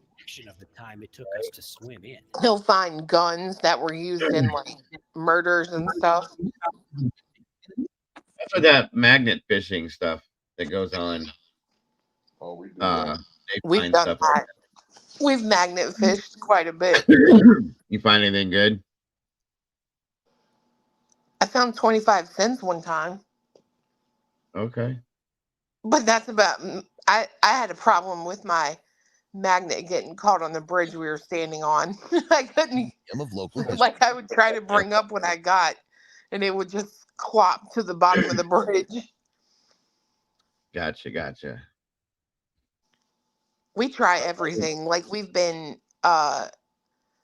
what's it called? Sleuthing? Not sleuthing, sluicing gold. Yeah. We do gold things, panning. Okay. What is this? She appeared in the photos herself. In all the photos, she's 8 to 10 years old. She's always wearing a hat and Wait a holding minute. an umbrella, since the photos were reign of Emperor Nicholas II of Russia. During the search, the museum workers were struck by a strange fact. In many photos, they found the same girl. She had a sad face everywhere. She was also wearing the same clothes. Since the photos were completely different, taken from different angles and from different distances, we can conclude that the author of the photos didn't photograph the girl. She appeared in the photos herself. In all the photos, she's 8 to 10 years old. She's always wearing a hat and holding an umbrella. The girl's wearing a beautiful white dress and coat. She has a long black braid with a ribbon, which is always thrown over her shoulder. The only thing people have noticed is that she has different boots in different photos. But what remains constant is her sullen expression. It's a look that gives you chills. Local historians compared the photos with the way the buildings in different places looked 100 years ago and suggest that most likely the photos were taken from 1906 to 1908. Curiously enough, the girl didn't change at all during this time, as if she was not alive. People immediately began to study the pictures, or rather to determine their author, But it wasn't possible to do this. The pictures were also checked a lot of times. Some people were sure that this was all an editing and fiction made for one purpose, to attract tourists.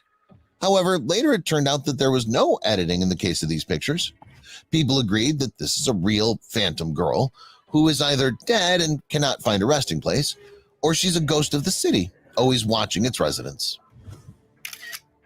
And here's another strange photo that no one can explain. It shows 3 children having fun in the company of their parents. The adults wanted to take a photo to remember, but never imagined that along with this, they would catch someone incredibly scary on camera. The creepy silhouette of the famous Freddy Krueger appeared behind the kids.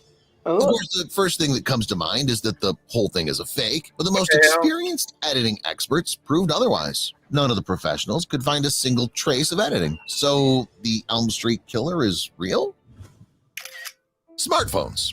After studying old picture or ancient paintings, one feels somehow uncomfortable, not only because of the fact that life was very different from our modern life, but also because of the realization that we may be living in an illusion or under someone's supreme control. Why do I have such bad thoughts? It's all because of ordinary pictures that were painted back in the 19th or early 20th century. Back then, none of the people had any idea about the smartphone. In fact, people didn't even know what a usual cell phone was. However, one of the pictures clearly shows a couple standing by the riverbank and handing each other a dark rectangle with rounded corners, reminiscent of an early iPhone model. Conspiracy theorists from all over the world immediately remembered the theories about time travel and, for some reason, I believe it a little. Here's another picture painted a little later. It shows Native Americans, and one of them is holding an object that looks a lot more like an iPhone. The Native American seems to be holding a smartphone in the same way that we do when we're browsing social media or playing video games.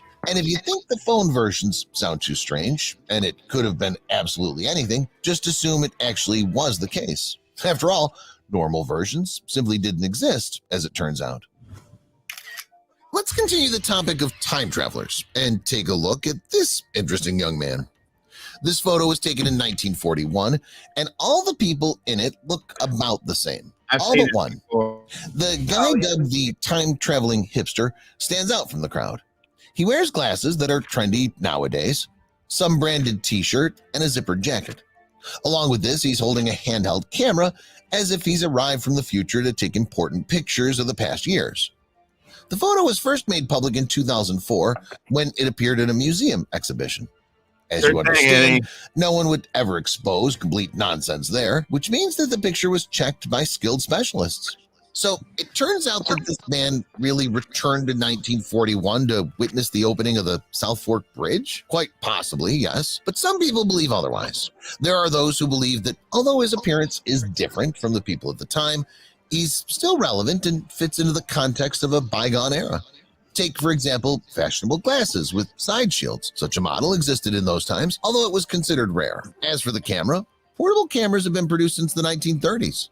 Turned out that the Kodak company produced them in 1941. They were of the same size as the one in the photo. What do you think? Was this really a time traveler? Or is it just an ordinary citizen who stands out from the crowd?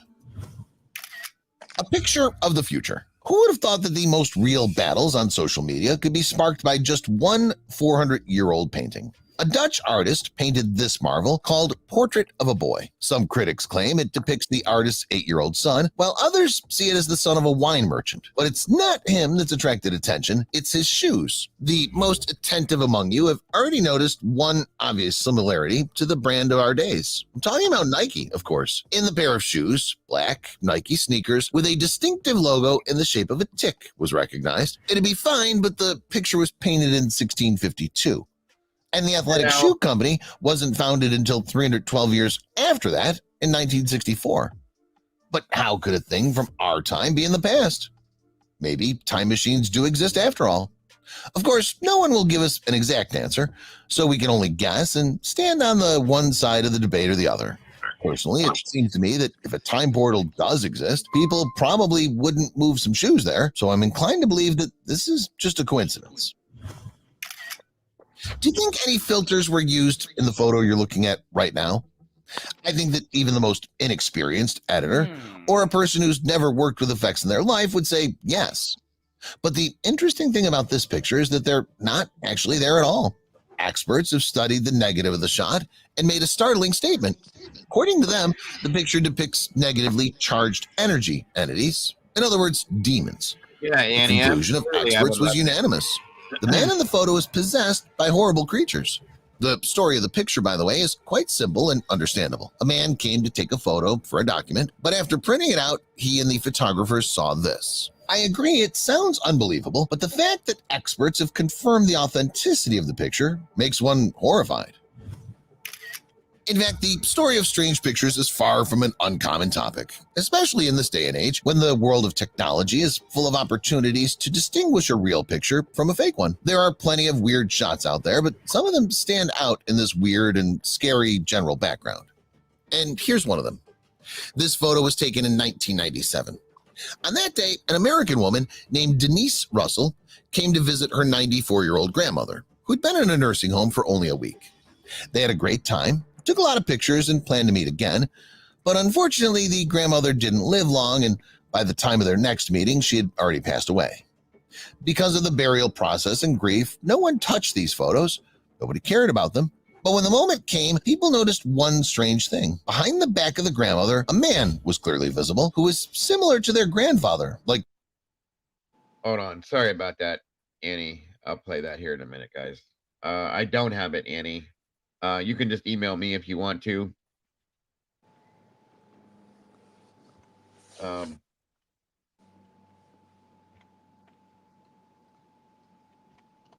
There we go. And if you want to throw up or throw in here anything that you know that's his, I'll go check it out. We'll see if we can look at it. Two peas in a pod. That is, it was the woman's husband. And the problem was that he had died 13 years before this photo was taken. What's interesting is that the weirdness didn't end there. A cousin who heard about this photo of the deceased grandfather asked for the picture to be emailed to him so he and his family could look at it carefully. The next day, he called his sister and asked, "Did you see the face in the branches?" She told him no. Then he replied, "Look just above the red car." And indeed, if you look closely, you can see some strange and unpleasant alien creature there, watching the couple intently from the side. Is this really what death looks like? We're just waiting for a person to visit it? What do you think? Who but dead people can be associated with the most bizarre and frightening photos in history? For example, a bone-chilling story happened to another American woman who traveled with her husband to visit her mother's grave in 1959. It's unclear why, but during the trip, the people took pictures of themselves. Apparently, they wanted to remember the process as vividly as possible. So when the wife talked to her mom at her grave and started to go back to the car, she took a picture of her husband sitting there all alone. But when the photo showed up, it turned out that he wasn't actually there all alone. The couple was stunned because in the back seat was some silhouette in glasses. In it, the woman almost immediately recognized her mother. A photography expert who examined the picture claimed that the woman's image was neither a reflection nor a double exposure. That is, a superimposition of pictures on top of each other. Look at this picture. What mood do you think it conveys? Was this where the pageants were held? Was this a place of exclusion? Some kind of prison cell? Or maybe an image from a movie? What you're looking at is actually a prison cell where the Salem witches were imprisoned. It's where the accused women spent their last moments before execution. Between 1692 and 1693, about 200 people were accused of witchcraft, and 19 of those found guilty were sentenced to death. You have to admit that the picture is just awful. I don't know how to explain it, but its negative energy is felt right through the screen. Not for nothing, it's so popular on the internet because many people constantly claim that this is the only photo with a living energy. The shot allows you to plunge into the past and feel yourself in the shoes of the poor girls. Gotcha. Thank you, Annie. However, I can't say how poor those girls were. What if they really were witches who cursed the common people or prevented them from existing in some other way? In that case, I would consider such a punishment quite justified, especially since there are other cases in history that prove the existence of such evil beings. For example, here, a picture proving that demons exist. In 2014, when this shot was first published, the internet literally exploded with reports of devils, demons, and other dark creatures are real. A comment on the photo from its author was as follows. A nurse at her post noticed something strange on the viewing monitor and managed to take a picture on her phone. When she took a closer look, she noticed a blurry, dark figure standing on a hospital bed. What's even more frightening is that the patient who was lying on the bed died an hour or two after the incident. It's believed that the camera caught death in one of its guises. Strangely enough, I didn't know it was turning into all that. Damn. I didn't even warn you guys. Have you guys seen those videos of time travelers before? Clue, Cletus, anybody? Yeah. What do you think about that stuff? The wildest one to me is that guy that's got, I don't know if it's a YouTube channel or what it's on, but I've seen it on YouTube where he's like allegedly emailing videos proving that he's in a future time or something, and the computer will have a time and date stamp of like 2027 or something, and there's nobody around, and it's just like a cafe full of laptops and phones and whatnot. I thought they debunked him. I thought they did too. And he would leave stuff and the people would go find it, like little keychains. Yeah, I think I could swear they debunked that They guy. probably did. Do you guys remember Very the good one? editing, though. Like, extremely good editing. Right. Because like, he would just be those places, but then erase everything around them. But the ones like that guy just showed where there's like photos of someone and they look like they're from now. Like that guy was wearing a Batman shirt. Yeah. And like maybe Oakley's or something. Those are crazy to me, but I'd like to know the process that they go through to prove there was no messing with the image. Right.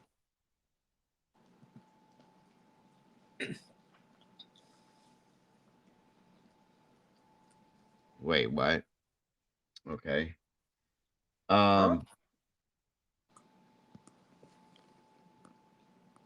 on.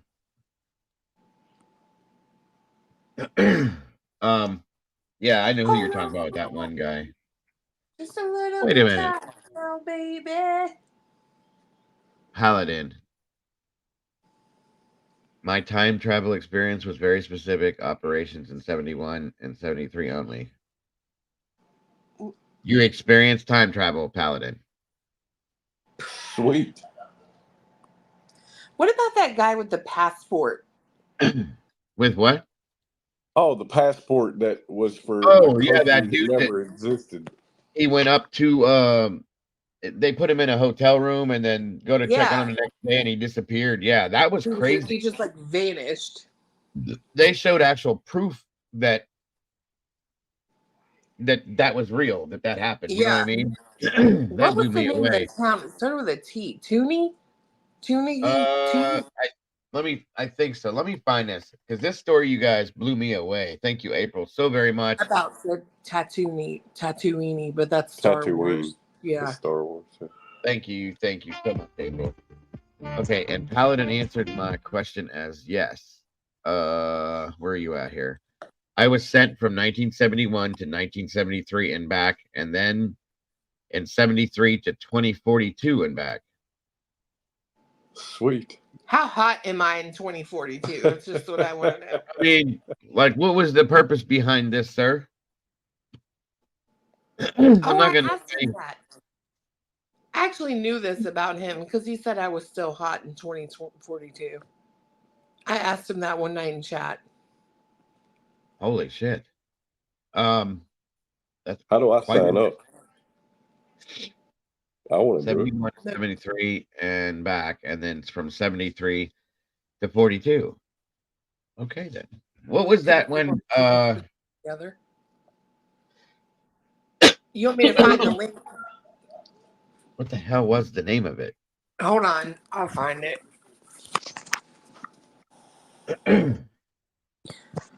Coffee shit driving me nuts. Is this the one? 2050 reveals shocking photograph. No, that's not the one. I'm curious about your vibrations experienced over the split second passing. Okay.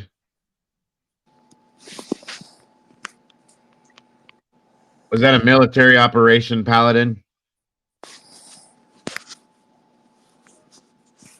I know he's in the military, so, or was. Here it is. Back chat. Back chat. Back chat. There you go. Thank you. Oh, yeah, yeah. This one is pretty wild, folks. Hold up. What the hell am I doing here?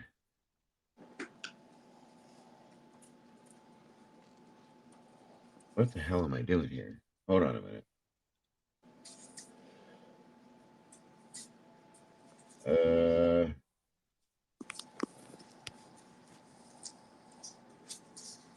What the hell did I do?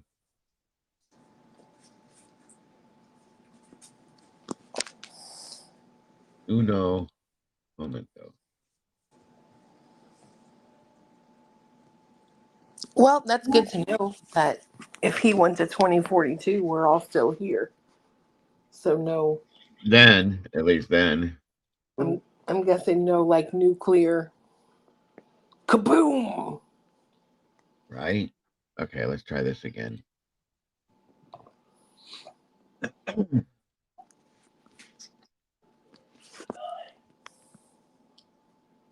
Hold up. Here we go, guys. This one's actually pretty interesting. This has all those different ones on here. I thought these were all kind of cool.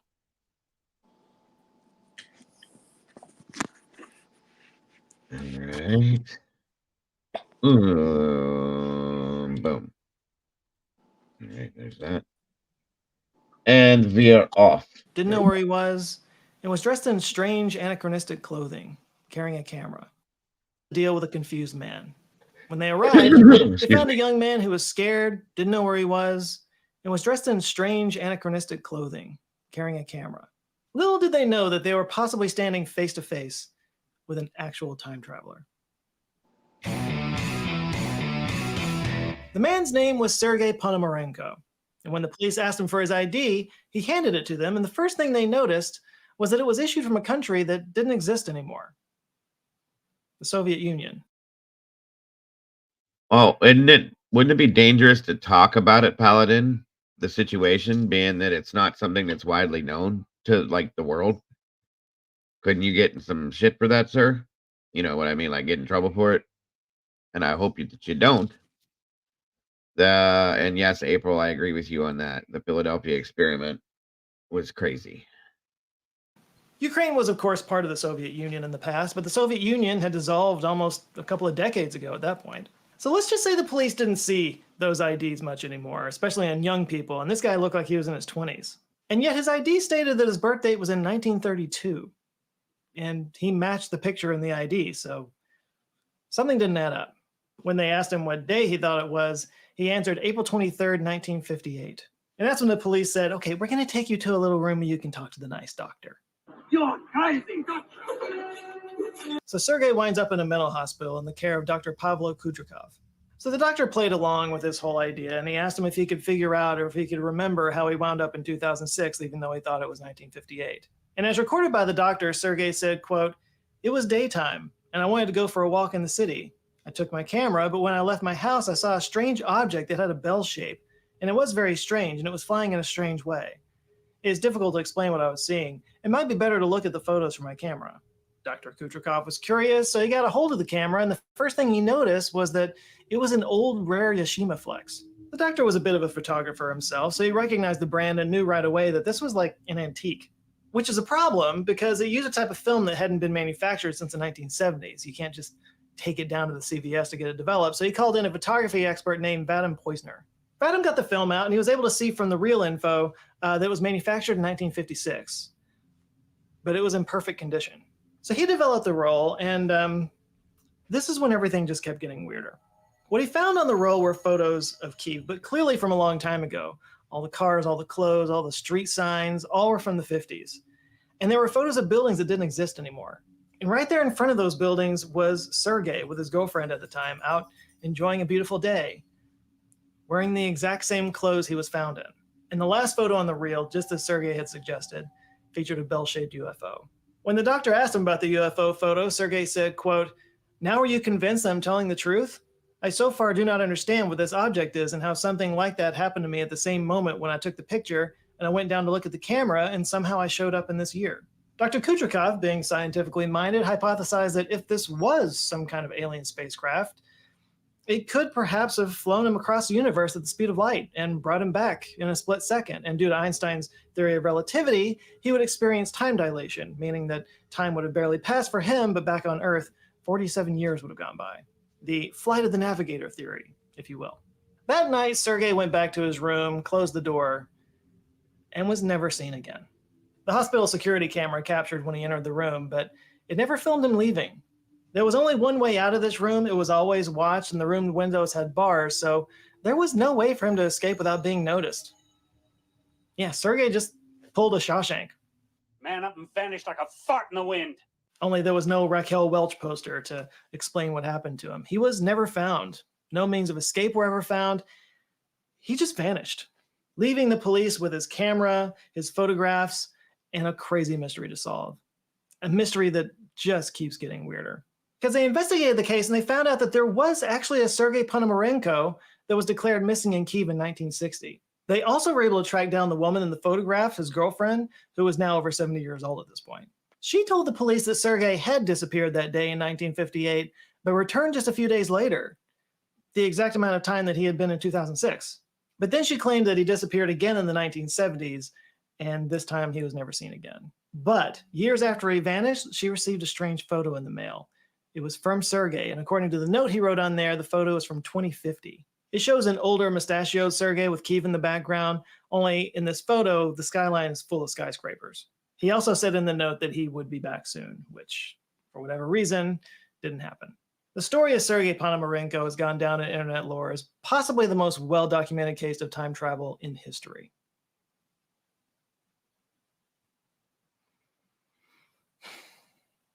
You know, now might be a good time to introduce you guys to Woo Woo Alarm 2.0.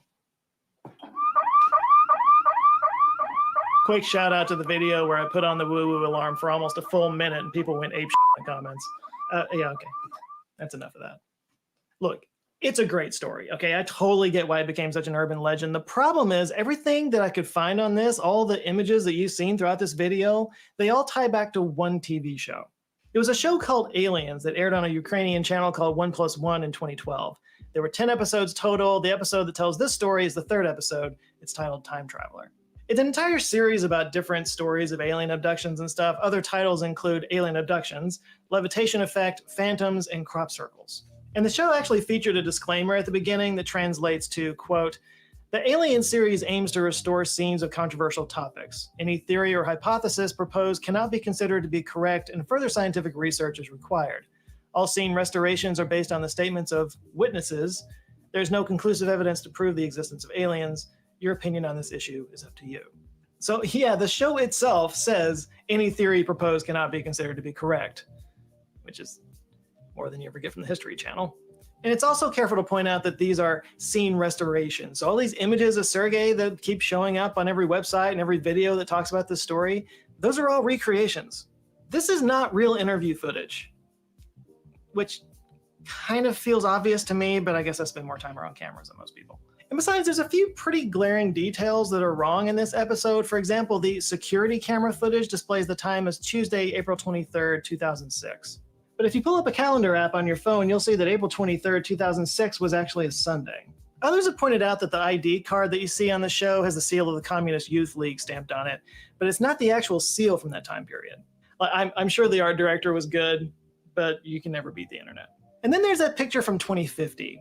It has buildings copied and pasted all over it, and I'm pretty sure that's the Empire State Building. So minor Photoshop. But the point is, those are recreations. Again, the show says it right up at the beginning. Fine. But according to the story, there was an ID, there were photos, there was a recorded interview. So where are the real ones if they exist? All I can say is that my writer Jason and I, we searched all over the place and we couldn't find them anywhere. Nor could we find any actual police records, no other media reports, and I couldn't find anything on any of the key figures like Dr. Pablo Kutrikov or Vadim Poizner. Granted, some people don't have much of a web presence and there's definitely a language barrier here, but yeah, I couldn't find anything. Now, I don't know anything about this show. If you're in Ukraine and you know something about it, please feel free to educate me and everybody else in the comments. But it comes across like one of those History Channel type shows where they take some urban legend and then dramatize it. Like, I feel like this is just basically a good piece of creepypasta that the producers ran across and decided to run with. And they did a great job. Let's face it, they did a great job. It has taken on a life of its own. The credits list the scriptwriter as Konstantin Kovrigan, the director is Vladimir Rybus, and the producer is Alexei Labak, and the executive producer is Oleg Rogozna, who owned the station. Any of whom I would love to ask directly about this, but I wasn't able to find a way to contact them. So for me, the overwhelming evidence here is that this is just a work of fiction. And a great story. It is a great story. But like, don't take it any more seriously than you did that mermaid show on Animal Planet, which was actually a thing that happened. I hate this timeline. But I get it. I totally get it. Time travel is a fascinating subject, and a lot of thought's been put into how it would actually work. For example, a paper published in Classical and Quantum Gravity in September 2020. Okay. So I don't think we need to do this entire video. Or did you? Because it just to tell the story. Like, this dude's debunking it and everything, isn't he? Yeah, that's what it is. Okay. The entities that brought me back from 73 to 2042 were all AIs. There's no humans still around in 42. Okay. I'm sitting here talking. You were muted. I know. Gotcha. Interesting, Paladin. Very interesting. He tells stories like the Blues Clues guy. Kinda. That's funny, Mandy. He actually saw I wonder it. if he heard you. Who, Paladin? No, I was Oh, wondering if Grey Pearl was still in here. she was up here a few minutes back. Yeah, I'm trying to find something for her. What was she talking about? He's a flippin' time traveler. 21 Pilots? My daughter knows 2 of them.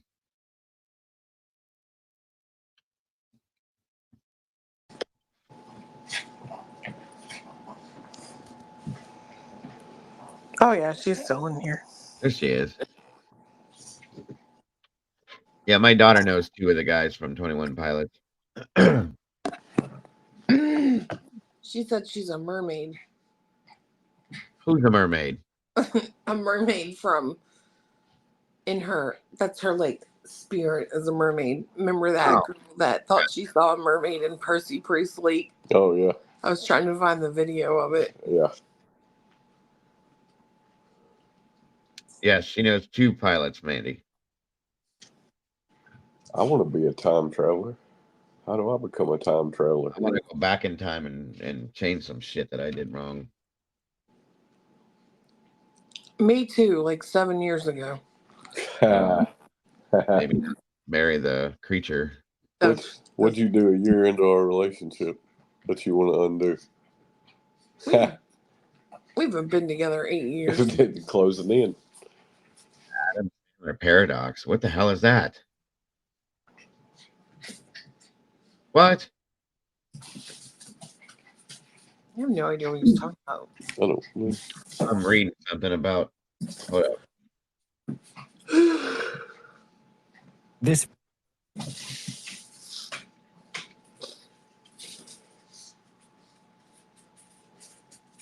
Mandy Jo said she would have gotten the bidet a long time ago. It's a true story.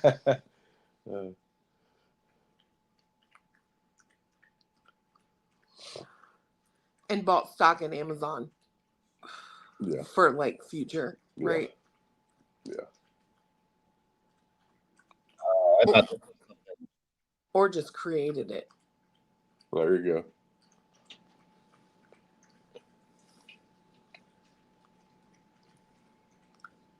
Yeah, it's kind of amazing how a guy goes from selling used books and hauling them around in the back of his car to having a company that pretty much took over the world. Right. Going down the Richards at the okay. So what is it that you wanted to share, Richard?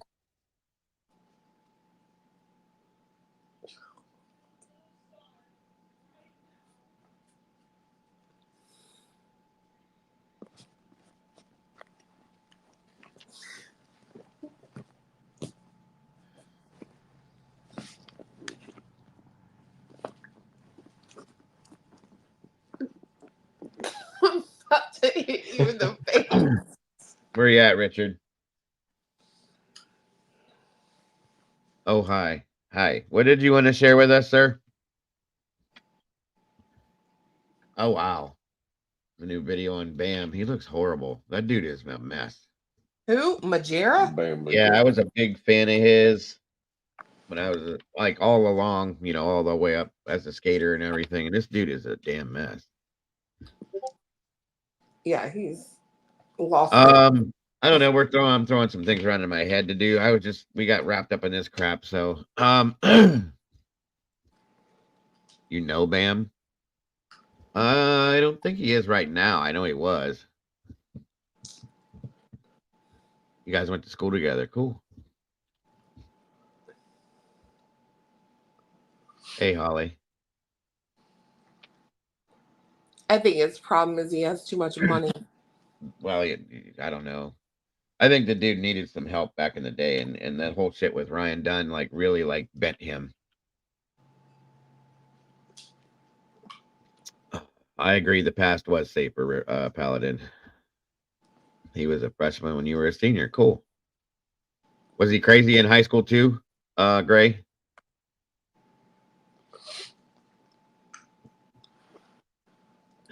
Yeah, Ryan Dunn. I love those guys, all of them.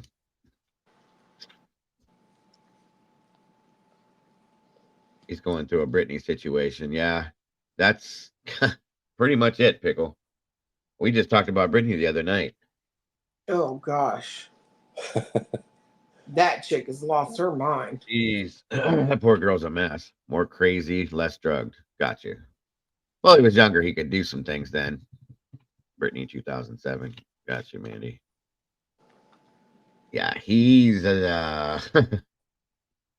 Bam's in some shit. Like the dude could have really been doing well right now, and he just, like I said, I think when Ryan died, I think that snapped him. I think that was it for him, truthfully. I can agree with that one. The last thing I saw on him was about him trying to see his kid, and then he screwed up that same night. He was supposed to do something the next day, and then I don't know. He's scary. He's got a lot of. He just doesn't. I don't know. What was it? I think Evo and Knoxville were trying to help him at some point, I think, and it went bad. Yeah, I was a big Bam fan, huge band fan. You ready? Oh, okay. So you wanted to jump up here and discuss something. I got you. Okay. Here we go. This should be entertaining. It usually is, Richard. Dad was out butcher Acme when I was a little. Okay, I got you. Interesting. There's a link, Richard. We'll do this real quick here, and then we'll move into something else. Fiance is excited. He loves Richard. Oh yeah, it's usually something entertaining when Richard jumps up here, of some sort.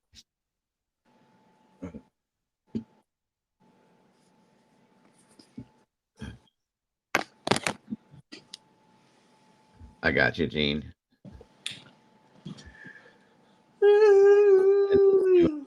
Okay. Let's check out what Tomboy has done this time. Let's see what she did this time, Tomboy. I love looking at her stuff. Old school, huh? Uh-oh. That's pretty cool. Donkey Kong, huh?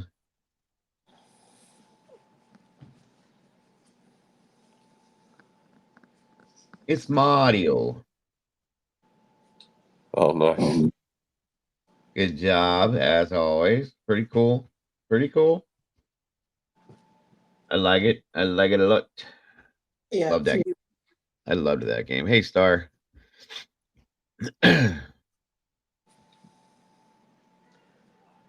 Bring the cat. Yes, bring the cat, Richard. We like the cat. And the shark. Oh, yeah, his little toy shark. Gotta love the shark. Good job, Tomboy. Thanks for showing us. Good stuff. Good stuff. What's the name of his magazine? The Gnome and the House Cat or something? No, I can't ever remember. Oh, I remember when he said that, and I'm just like, it was just the wildest thing I had heard. The Nymph and nymphs and something. Oh, it's right on the edge of my tongue. Nymphs, and he'll tell us. He's here. Wop baba loop wop bam boom. Gimps. Now I'm trying to hear you.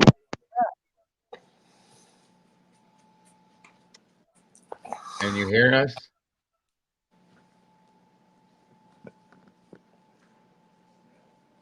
What the hell? Mars attacks. Nymphs and satyrs.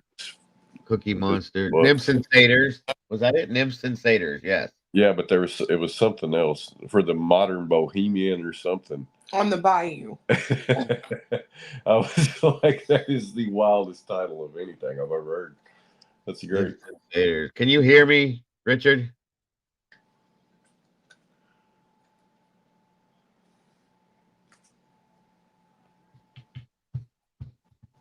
Yeah, Knoxville has become quite a dick, for lack of better terms, but he has. Really? I always got that impression of him. I think in the beginning he was pretty cool, but he seems to have gotten like cocky after I watched the interview that he did after the last Jackass, and he just come off like really arrogant to me. I've always thought of him that way. I don't know why. A lot of people said that. I can see why you would say that. I used to love them guys. I was into all that stuff. The Ringer. Yes, you. That was great. Right in broad daylight. When the fuck did we get ice cream? Did you get ice cream? Was I sleeping? I like ice cream. That movie was hilarious. Can you hear me, Richard? Can you hear me? Yeah. Yes. Ground control to Richard. Can you hear me? Yes. Yeah. Yes. Wait, you can hear me? Yes. Can you hear me? Yes. Can you hear us? Ground control to Major Tom. Wow, that was freaking weird. I did that already. Fiance and him saying that at the exact same time. Okay. Can you hear us? I've got this major delay. You want to drop down and come back up? You gotta I turn can the hear YouTube you. off. You have to turn YouTube off and only listen through StreamYard. Did you shut the YouTube off? Okay. I love Knoxville. My black ass mama would say all kinds of ridiculous shit when my brothers watched. I got you. I got you. You're a trip. Come on, Richard. Ground control to Major Tom. You like that song, Cletus? Rocket Man. Oh yeah, yeah, I like that song. That's the only line I know. I never knew that song until Mr. Deeds when they're singing it in that helicopter. Yes. Did you rang, Clue? Huh? You started singing Rocket Man. See? Isn't that the same song? No. No, completely two different songs, two different artists, everything. What the hell are y'all singing? Ground Control to Major Tom. You know who sings that? Rocket Man is Elton John. Well, I thought that's when he was ground control to me. Because No. I'm a rocket man. No. No. Oh, well. Ground control to Major Tom. Wow. That song that y'all are singing sounds cool. There'd be some people out there that would be so angry with you. Oh, well. Hey, Tomboy. What else is new? It's a Friday. It is Friday. David Bowie. Who was that? How many Bowie my fans? God. You did not. You don't just know say who that. you don't know who David. You're lucky people can't get to you. Is he like a rapper or is he a David Bowie? Oh my God. Clue, go sit down. I'm sitting. You're pretty, Clue. Yes, that's true. That's all I'm gonna say. I'm leaving it at that. Okay. Are you gonna answer me? What? He's not a rapper, no. What is he? Although I wouldn't be He surprised was if somewhere married he to had a the rap. supermodel Iman. Iman, what? Iman? Cmon, yeah. Yeah. He was married to he had male and female boyfriend and girlfriends. So. That's what he's famous for, being married to a supermodel. No, he's famous for he's David Bowie. Do you remember this song? All right. Hey, baby, let's stay out tonight.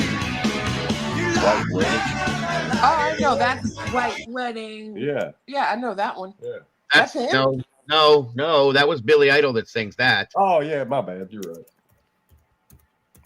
Rebel. No, you're thinking of oh God. Didn't he do one with Trent Reznor later on called I'm Afraid of Americans? I do Bowie? Yeah, I think so. Yeah. He also sings Under Pressure with Queen. Yeah, he did do that too. I know that song, Under Pressure. What's the one song he did, guys? Red. You'd probably recognize this one, Clue. It was more popular in the 80s. Right, said Fred? Oh my gosh, y'all, do you know how much time I spent in the 80s, like being here? Not that long. Right. Where you going, Liz? You leaving already? Well, have a good night, hon. Thanks for joining us. Was Dance. Wasn't he also like one of the only human characters in the movie Labyrinth? Yes. Yeah. He was the main character in the Labyrinth, next to her, but yeah. He sings Let's Dance. Mm-hmm. This video looks like it's from the 80s. Put on your red shoes. Do you know how old I was then? Yeah. Like, I mean, how would I know this person?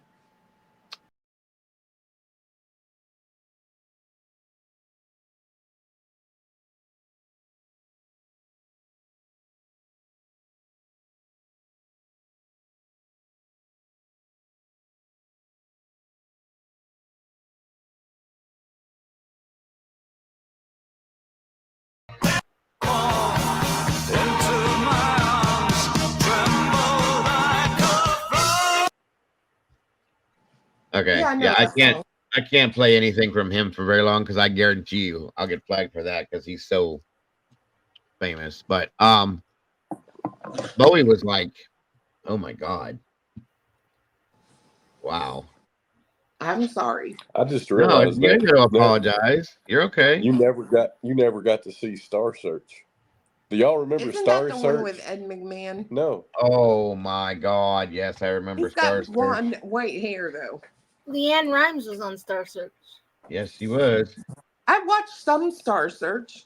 Well, I think it ended in '85, so I don't know how much of it you watched. Oh, well, maybe there were reruns. There you go. That's where Britney Spears started at. Well, maybe it did go longer than I was about to 85. say that it had to be longer than 85. There you go. Britney Spears. Welcome to Ms. Mojo, and today we're looking at There's celebrities Leanne who Rimes competed right on there. the popular talent competition Oh, no, it series was. Star Search 83 and to who had 95. the most Okay. showdown on the And there's, show, what's his although they name? may not have been crowned champion of the season. All the women are laughing. All the men are going, Rosie what is she O'Donnell. talking about? Yeah, what's that guy's name Number right 10. here? That is Ed McMahon. You're right. Yeah, it was. David That's Chris Archuleta. Rock. I mean, American Idol wasn't his first what's his name? competition TV rodeo. At 12 years Chappelle. old, the young What'd you say, Tomboy? That was Dave Chappelle. Yeah. Yeah, Chappelle. I could. How did I not think be able to think that? But singer yeah, won here. showdowns against several challengers on the David rebooted version of Archuleta. Star Search. Ain't no sunshine when she's gone. He was on American Idol too. Although he did not receive the top prize of That's what basically what this was the American Idol of the 80s. Yeah. Junior Grand Champion, he was crowned Junior Vocal Champion. His run included performances of Ain't No Sunshine, Wind I didn't Beneath know My he was on Wings, here. and Climb Every Mountain. Idol at 16. He made it to the finale, but again fell short of the crown. However, both appearances were enough to land dude him a brought record tears to deal my and eyes. a debut self-titled That'd be album great. in 2008.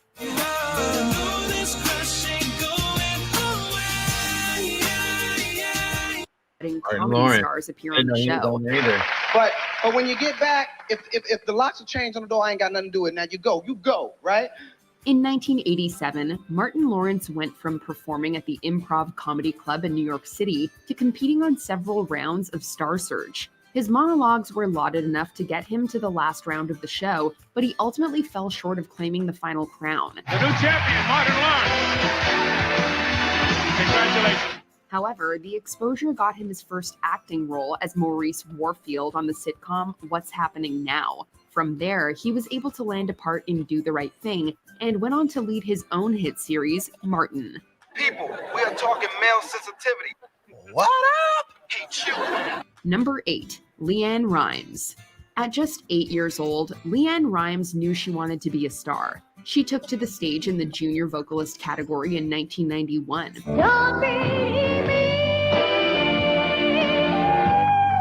Already a soulful performer, Rimes impressed audiences and the judges with a performance of Don't Worry by Marty Robbins. She retained her Where did Richard championship go? title for a week. After her stint on Star Search, Rimes He never would came focus on back. her country My music wife- career.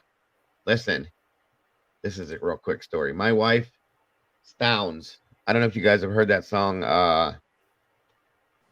Can't Fight the Moonlight. She sounds just as one of the reasons why I fell for my wife at first. Because I played in a band before, and my wife did a karaoke thing one night at a bar, just like this woman. It was insane. Insane. There you go. Can you hear us? Nothing I can hear you. Okay, let me drop this down, I guess. That's Star Search, by the way. Yeah, I love Anybody it. who didn't know what it was. And what do we got here? Just a Mom is all. Thank you so much for that, Just a Mom. Appreciate you so very much. And thank you. What's up, Richard? Can you hear us? Hey, can you guys hear me? Yes. Okay, all right, good. That's all I needed to know. I can pop out now. I just wanted to confirm that, so everything's cool. I always wanted to ask you this question, Richard. What room are you in when you come in here all the time? Okay, this one right here is actually it's my bedroom, though it's my main studio, because this is a California King bed, and I have a couple or several 6-foot tables that I do my stop motion, and then I've got this wall that I do my paintings on. So I reverse the cameras, and I've got all this webbing that you guys see, all this junk up here. I can hang my lights and my cameras to film from any angle whatsoever. Is this the same room that you've been in? Because somebody said it looks different. No, it's the same room. Well, I do have two. So this one, I do change it because a lot of the stuff in the background are my paintings. A lot of these are things that I painted, like the Mars Attacks. Yeah. And then I have, the Concrete Blonde poster from when I brought them out to Hawaii, and this and that. Let's see. Let me see. Got you. Okay. The mask over there. Oh. Yeah, I see that. Yeah, the Get, mask. I painted him. the Shatner poster in the background. Yeah, I got that for Christmas. I got that in the Texas Chainsaw Massacre blanket for Christmas, so I put those up there. That's pretty cool.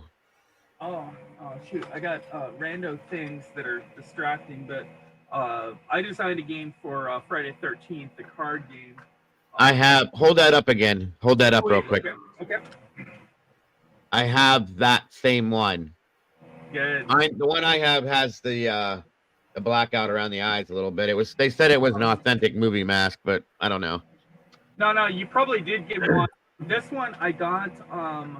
I forget because I used to have that collectible shop, and I would buy stuff from around the world, and they sent me two of the same one. I only paid for one, but I got two, and so maybe. Did I ever show you my the Captain Spaulding mask that I made? Are you? Oh, good God, man! Yeah, give it to me, baby. Or not Captain Spaulding. I'm sorry. It was the clown from American Horror Story. I can't. American Horror Story, but not House of Thousand Corpses. No, not that one. I had that too, though, but I made this one.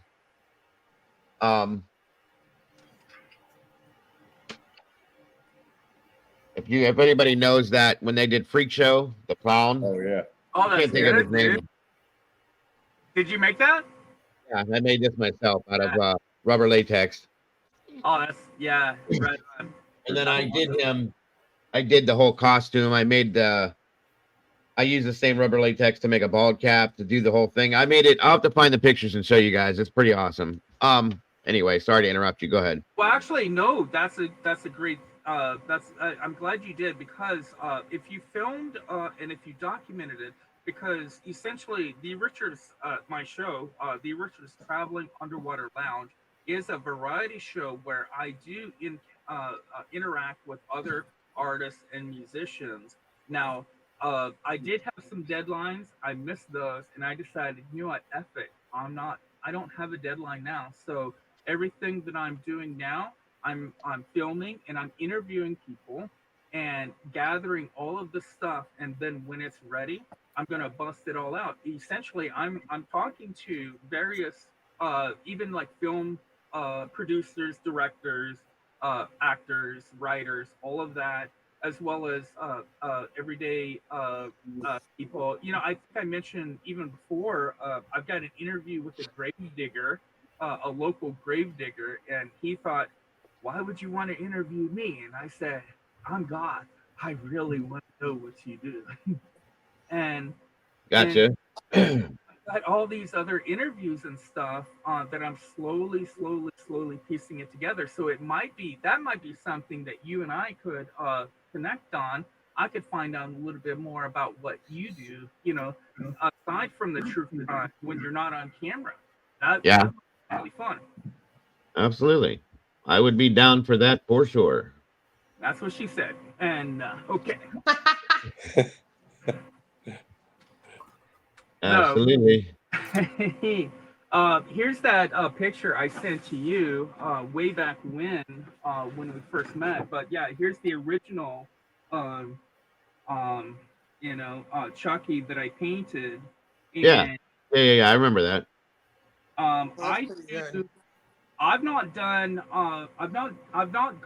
I'm like days. I'm only maybe even minutes away from actually starting to do this again. Though this took me 3 hours to do, because when I was in rhythm, I was able to pump out 4 things like this in one night. Gotcha. And here's my I was not planning this, but they happen to be here. Speaking of Leatherface, you know, this one I think took about an hour and a half, because you can see that my style is I move really fast. I move really fast in the very abstract light style, yes.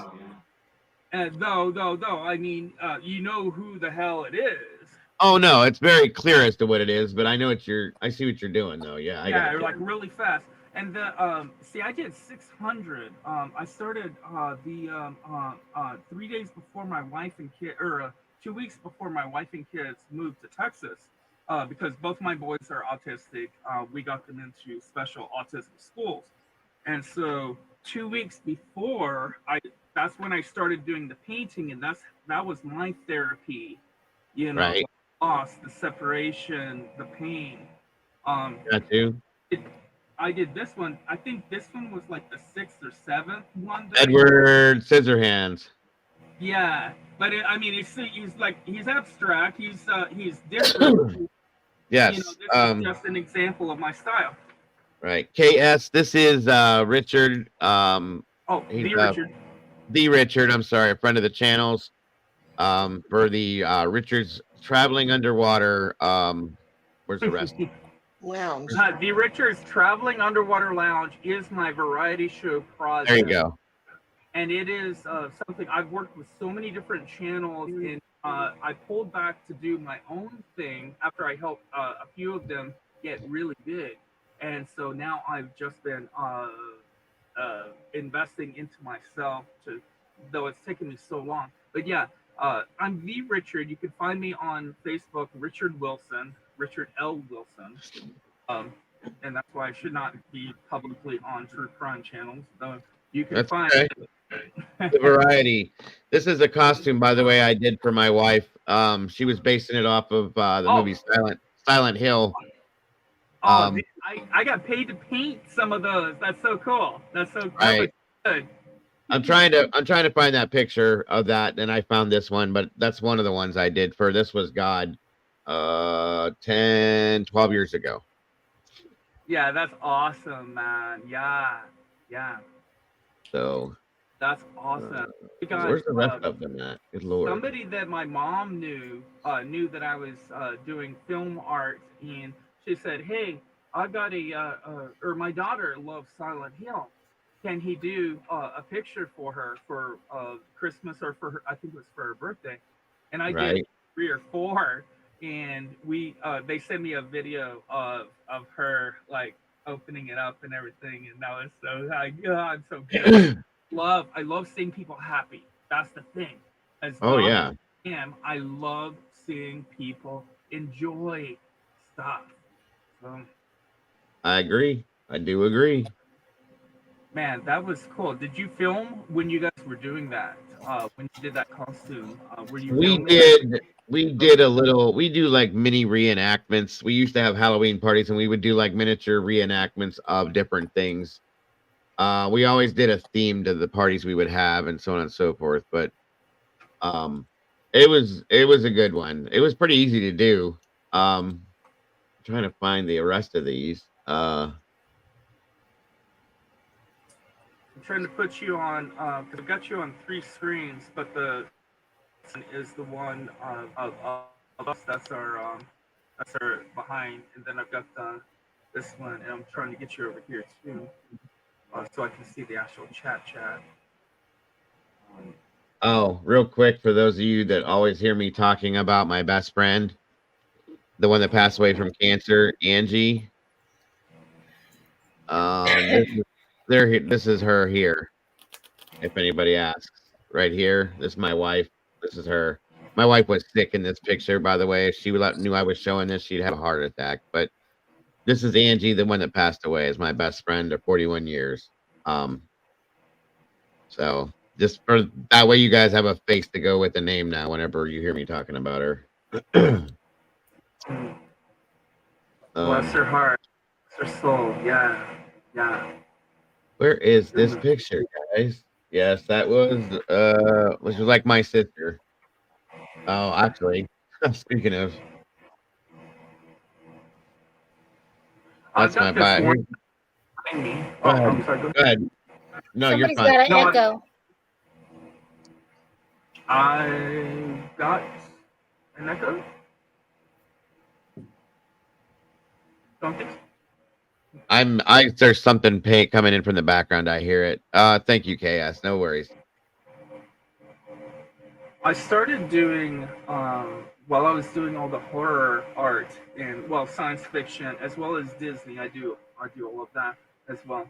So I started thinking about ways to incorporate music and like Sesame Street and stuff. And so in this picture right here, I don't know if you can fully see it. Let me get it up. So okay, so essentially, he sees the red door and he wants to paint it black.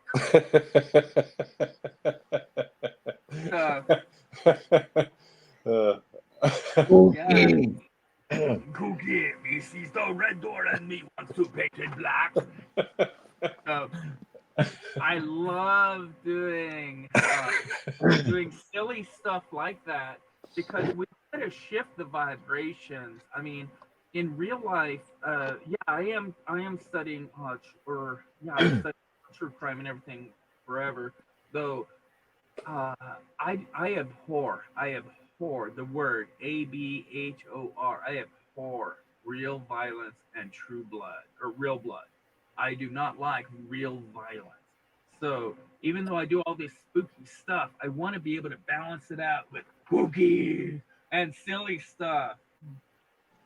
Find a way to, balance it. Anywho. That's awesome. I've got another one. Actually, oh man, Ebert. I'm here. Oh, go ahead. No, you're fine. Go ahead. It's what is it? Well, it's Sesame Street doing the do you like Huey Lewis in the News from American Psycho? Though it's Sesame Street characters, and in the whole American Psycho, Huey Lewis, freaking Batman versus Joker, essentially, Jake, or I mean, what's his name? Well, back in in 2000 when they did American Psycho, so we had Patrick Bateman played by what's his name? Who's the famous Batman? Jason Bateman. No, not Jason Bateman. No, Patrick Bateman was the character. Oh, okay. No, I got you. I didn't hear what you said. I'm sorry. Dark Knight. Who's that Batman? Hold on. Don't say anything. Christian Bale. Yeah, Christian Bale. He was playing Patrick Bateman in American Psycho, and in the seat where that we see off camera, something bad happens. Everybody's covered in this and that. Hey, Bateman, why do you got the newspapers on the floor? I don't know, Charles, or whatever his name is. Let's find out. I forget how it goes. But and that was not Jake Gyllenhaal. It's who plays the Joker in Suicide Squad. Jared Leto. Jared Leto, yeah. So way back in the year 2000, Batman actually executes the Joker in American Psycho, and I did a Sesame Street parody of it. That's what I was getting at. What are we looking at on the screen? That's me and Caden when he was like 7. He was always trying to be like me, so that's funny. How old is he now? How old am I now? No, I know how old you are because you're 3 months around. This was 10 years ago. He's 17 now. He was stocky back then too, actually. Yeah, he took after me. He's got the broad shoulders and the bigger, you know what I mean? He's a hell of a lot. He's a hell of a lot taller. Yeah, he's taller than me. Taller than me though. He's a big kid. Anyway, sorry, I keep finding these pictures. I'm just throwing them up for the hell of it. So go ahead. No, I'm glad. I'm glad because I was having brain farts, and I can't believe, American Psycho. As much as I say I don't like real violence or anything, I love that film so much. And I was able to do like various parodies. Though that particular scene, actually, Weird Al did a parody of that scene with Huey Lewis. You guys can look it up. In chat, everybody in chat. Huey Lewis kills Weird Al listening to his own music. It's. Okay. Have you heard of that? Have you not? No, I've never heard that. It's interesting though. I mean, if you want to check it out, though, I don't know what the plans are for. Yeah. Gotcha. It was Funny or Die, back when they were doing their big stuff, their best stuff. Funny or Die was major in the 2000, Gotcha. 2010s, and Weird Al did a parody of that scene because in the film American Psycho, Patrick Bateman, played by Christian Bale, says to Jared Leto, "Do you like Huey Lewis and the News?" And then he goes into this whole diatribe of why it's so perfect and everything before he axes him. And in the Funny or Die, Weird Al is axed by Huey Lewis. He says, "Have you seen American Psycho? It's a really funny movie." Or I mean, and he breaks it down on the same cadence as what the actual movie does. Oh yeah, definitely. It's a good movie. I liked it. Definitely. I like the first one better. Oh, the second one doesn't count. The second one with what's her name from that '70s show? Who I am? Mila. Mila. Mila Kunis. Thank Mila you. Kunis. Yeah. She's a major crush of mine. No, that movie doesn't count. Though there is another movie. Oh God, I wasn't opening up my brain for this kind of conversation. There was another film, and it was by it was also written by the guy who wrote American Psycho. And somebody made it, and they hint at Patrick Bateman, so it's almost a sequel to the original first American Psycho. Gotcha. Real quick to let you know what this is this is a thing that I went to with my wife and a couple friends. It's actually set up and built just like Camp Crystal Lake from Friday the 13th. And it's a whole reenactment that you go through, and you get chased through this camp overnight. It's a 12-hour thing that you do, and if you try not to get caught, obviously, by Jason. And it's actually it's really cool. Oh yeah, we got to go to that. No, we don't. Yeah, we do. I'm a huge. Chasing me overnight. It was actually scary at some points because the dude that they had acting Jason, he did 3 different versions of him, scared the shit out of us, and it was pitch black out there. You guys, you don't get flashlights, you don't get shit. So there's very little lighting, and it's set up and built identical to the camp. It was awesome. It was one of the most exciting things I've ever done. Yes. I want to pick your brain in private. I'm a huge fan of all of these. The makeup artist I was taught by. I even have my own little Camp Crystal Lake sign too. So no, you're crazy. Clue can't handle haunted houses. We it's not a haunted house. This goes beyond a haunted house. Okay, you get 10 hours to run through this thing, and you have to survive the whole night. Obviously, he doesn't actually kill you, but I would murder that dude. Catches you, you're done, and you got to sit out the rest of the night. And they even play background music. It's awesome. I loved it. We paid $150 a piece. It was $300. Okay. But it was so worth it. This happened 2020, I think it was. Guess I'll be sitting out all night. Do what? I'll be sitting out all night. I would chase you around in the dark for half that. It was so awesome, guys. It was they feed you and all sorts of shit though. It was fun. Loved it. No. Hey Mia. MIA. Sorry. Anyway, I'm just hitting these pictures as I hit them. Keep going, Richard. I'm still listening. I've 2 major influences. I mean, we must consider art. I mean, that's a given. Filmmaking is the other, and game designing. I've been designing board games since I was 10, and I've got most of them still today. Regarding my art, I still have everything, almost everything since I was about 10 years old.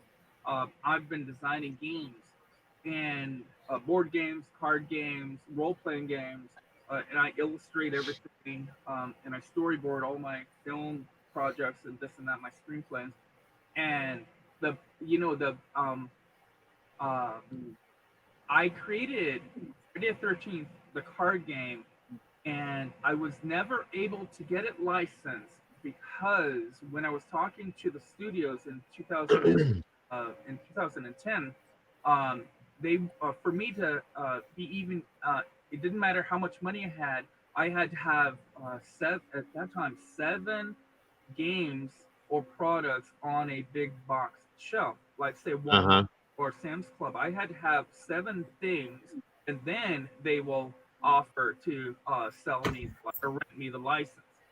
So I've designed this game, Friday the 13th, the card game, and it's a party game, and I've created so many. I've created over 50 games, and I've got a lot of them right here in this house right now. I can't show you, though. The card game for Friday the 13th is a party game, and essentially, you as the players, I'll just tell it to you because I mean, who the fuck cares now? Somebody's gonna do it, or they've already done it, or whatever. I mean, I've got, and I bought all the other games that other people have made too. What's genius about my game is the players. It's a really fast-paced game, and you're all playing the campers or the workers around there. And within every few rounds, somebody's dead, and you just got to keep. It's a story. It's a fast-paced party game. You got to do all the drugs. You got to have all the sex. You got to do all the crazy stuff that you can imagine. We went through everything from the films, not Freddy vs. Jason and Jason X, and Jason Goes to Hell. Not counting those, every single kill, every single drug, every single sex act, everything is in this card game. And I mean, I've been sitting on it for a few years, and every couple years, my team and I, we get back together, we get each other all excited, and still no resolution on getting the rights back because there was a major thing going between the writer and the director. So essentially, I've been sitting on this, and it might be something that I do right now. Just and we've already designed like alternate. Doesn't have to be Jason. It could be, come up with another character, and we've got all these different designs. Though imagine we sit here for 30 minutes, card, and every single one of us, all 4 of us right here, we each get stoned. We each get we each have sex in on a boat. We each get this and that and this and that and this and that. But for 30 minutes, talk about a really fun card game. And it's set in the Jason Friday the 13th universe. I'll send you a copy. I mean, it's interesting. That's for damn sure. It is funny AF because sometimes the boys have got to play girls and vice versa. Though you have to keep the story going. That's the one constant is keeping the story going. And then Jason will pop up and maybe like there's a character who his number one weapon is his whiskey bottle. Okay, so and this and that. So you might have literally. I remember not to go on too far. Yeah, I love Rocky Horror Picture Show, but yeah, I remember in one of the games, and we wrote every line down that everybody did. I remember somebody sitting on the toilet, reading a magazine, getting lit on fire, punched in the face with a pillow, and then with a chainsaw cut in half. Like, that happened in the game. So, it's wild.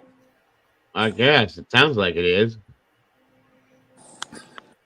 But, yeah, we're talking about Friday the 13th. I mean, I'm a big fan. I had to examine every single film, every single thing, and that's why I'm saying that. Because Well, I got you.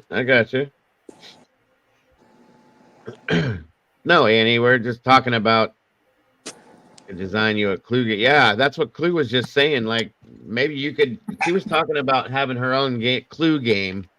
Mm-hmm. Maybe you could help her design that.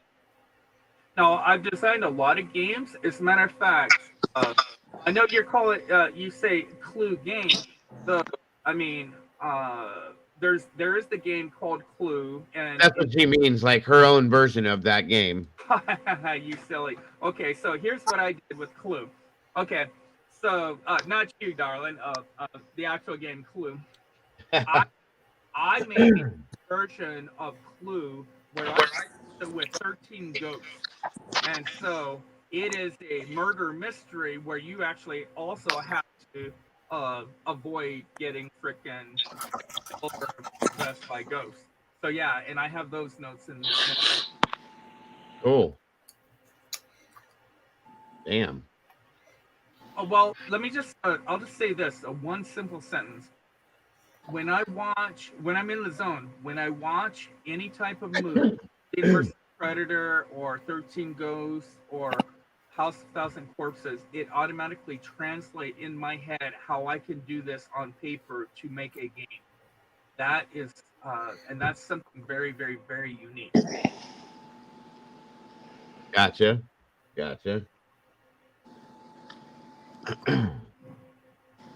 Who's that? That is me and my wife. About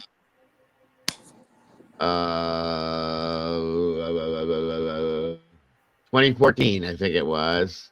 It was right before I was one of the band I was playing in. We were playing at this place up in Geneva, Ohio, and that was right. It was an outdoor set, and that was right before we started. We were playing.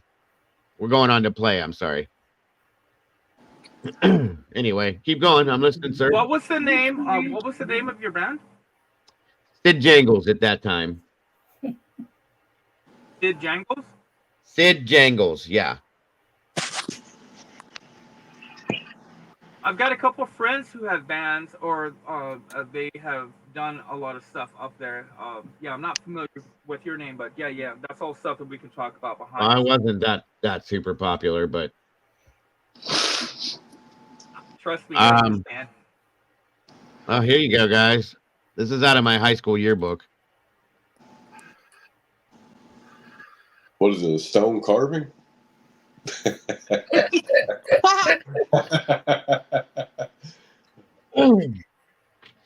That was me in shop class. I think it was when I was 15.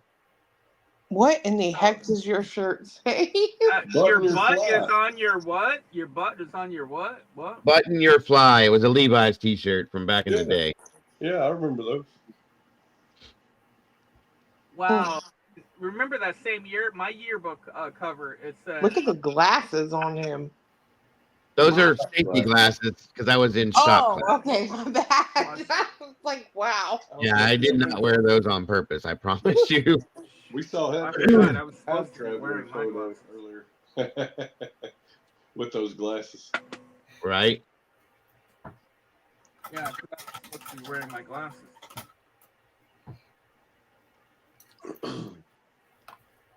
I just got these recently. They're yeah, I got them so I could do stuff.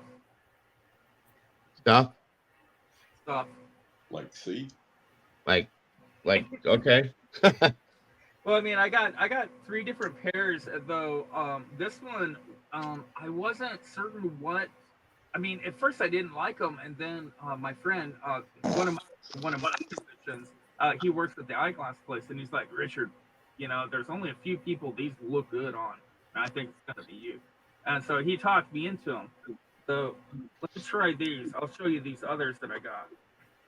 And come to April, how and why do you mean that? I love the Trailer Park Boys, but I'm curious. What do you mean? You would be like Ricky's cousin. Yeah, Ricky. Yeah, cousin. His cousin. Or his uncle. His uncle. Who are you talking to? April or me? She said I'm like a character from the Trailer Park Boys. Yeah, which that was one of my favorite shows. Yeah, I love improv. I love them, and I love what's the Canadian? There's another one, Canada. SC Second City TV. I remember that show. Well, that's the original. Yeah. No, there's another. Well, okay. That's a picture of my oldest son. I don't know why I put that up there. I wasn't trying to. Sorry. Anyway. Is he still around or? Well, yeah, he's kind of tied up right now. He's in prison. Yeah, I don't know. I don't know. That was, Yeah, your mic Yeah, did that. Oh, sorry. Anyway, he's in prison right now, but that was him when he was in the military. Sorry about my internet again, folks. Moving on. Keep going, sir. there's several channels that YouTube, or not YouTube, let me say it. Tubi TV has a lot of free stuff, and they've got original Whose Line Is It Anyway, and that's where I was going with the improv stuff. Though they've also got the Weird Al TV show, right? To watch that, as well as the original Brit version. Gotcha. Whose Line Is It Anyway? So I love improv shows. And I was trying to remember what the show was. The one that. Dang it! It was on the tip of my tongue.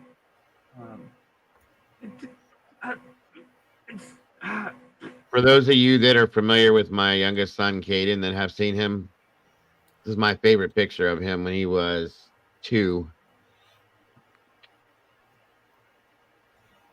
I love that picture. I miss that kid being that little. Anyway, sorry. Keep going, Richard. I'm listening. Did I miss a picture? Oh, just now. That was Caden when he was 2. 1 second here. Let me find it again. Yeah, you know what? Let me step off for a second. Because I'm going to go find something to add to the conversation. So I'm gonna go off camera. Okay. Let's take your time. Take your time. I'm listening. That was my buddy right there. He's an ogre now. He's a little guy.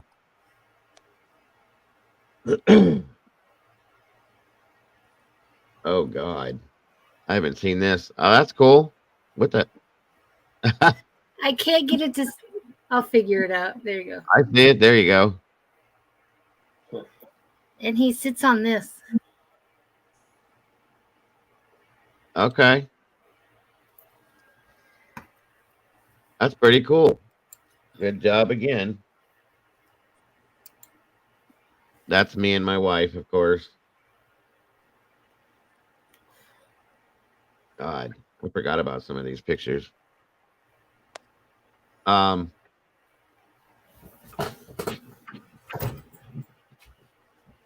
Where is this damn picture at? I'm going through all these trying to find these pictures of this clown costume that I made, and I can't find this shit. In my life. Come on now.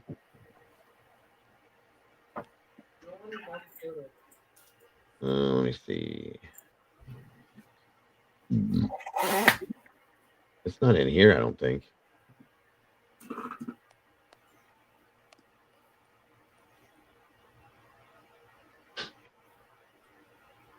Nope. When did you make that last one, Tomboy? The gorilla and the pipe and the bricks today. Oh, okay. Pretty cool. Pretty cool. What are these? I made the barrel the other day, and my son is like, "Why did you put Mario on Donkey Kong?"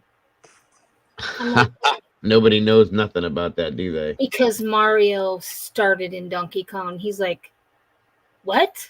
Right? Dude, get out of my truck. Yeah, that's hilarious. That is hilarious. What the hell is going on with this? How many Facebook things do I have?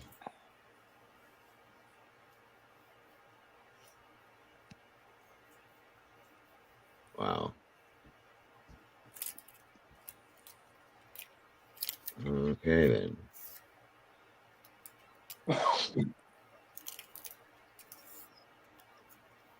Thank you, April. And thank you, Gene. Everybody that said made nice comments. Thank you very much for that. I can't find these damn pictures. I don't know what the hell's going on.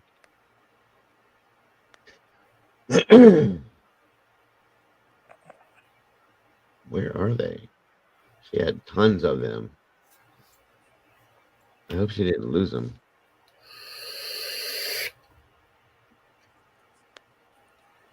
What was he going to get? Don't know.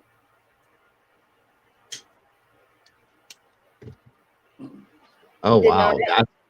That is old. This is my wife with my second oldest child. Back in 1994.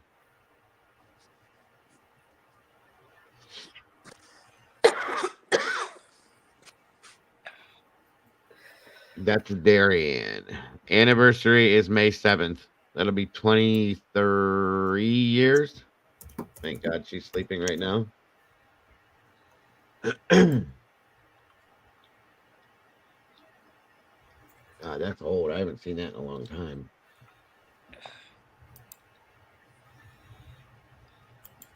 My anniversary is a little over, well, a little under a month. Wait, say that. Oh, yeah, the anniversary. Okay. I thought you said you were married for a little under a month, and I'm like, wait, what? No, my anniversary is, it'll be 18 years on the Ides of March. There you go. March 15th. Cool.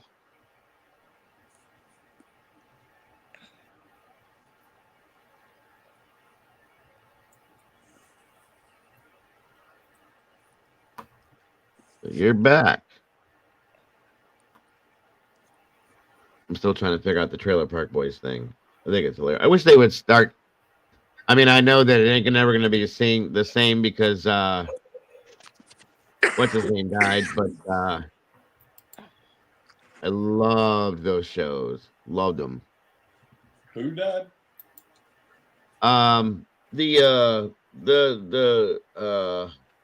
Oh my God, the drinker guy. I can't think of his name right now. The trailer park supervisor, whatever he was. Oh yeah.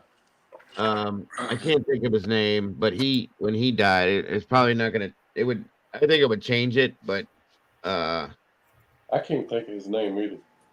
Jim Leahy. Thank you, April. Jesus. Yes.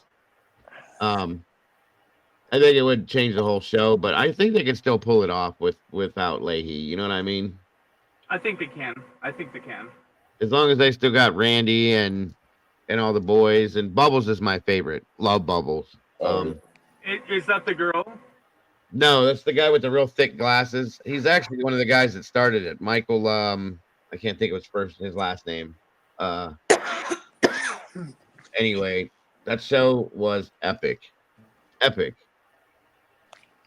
I'll tell you, it didn't land with me at first because I think when it came out, I was already in Hawaii and I was way off doing like my world traveling, this and that. So I didn't hook up with it until a little bit later, probably about 10 years later, actually.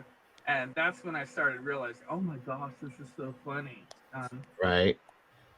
I was born and raised with Monty Python, the Flying Circus. That before jumping on the school bus, and so a lot of what I do is I love improv and I love individuals who have the ability to slang, to just do whatever on on the on the fly improvisation. Right. I moved to England. I went to film school in England actually in 2002, and I lived there for a little bit over a year. And I was living right around the corner from the BBC, so I was able to interact with or I mean at least be around a lot of the locations where, as I'm growing up as a 9 or 10-year-old or whatever, like now I'm there, I'm living there. So, Okay. oh, so inspirational. Very cool. Very Paul and cool. all that too. Yeah. Kids in of course, Saturday Night Live, this and that, though. Like the Trailer Park Boys, Kids in the Hall, Monty Python, they're always, because it's not where I grew up, it's different enough to make it always exotic. It's always really neat, in my opinion. Gotcha. Absolutely. Absolutely, sir. Let's see here. No, I got a question. Have you ever, or we might have actually covered this before, though, let's see if I can find it. Are you guys fans of Don Knotts and Tim Conway? Oh, I was big time. Tim Conway mostly. I like Don Knotts too, but I was more of a fan of Tim Conway, Harvey Korman. Oh yeah, and sure, the Carol Burnett show. Yeah. Yes. Okay, so I know it's here. Apologize for the noise, the plastic bags, because I've got everything sealed in bags. I'm gonna mute myself. Or can you mute me real quick, please? Mute you? Yeah. Mute me. But to me. There you go.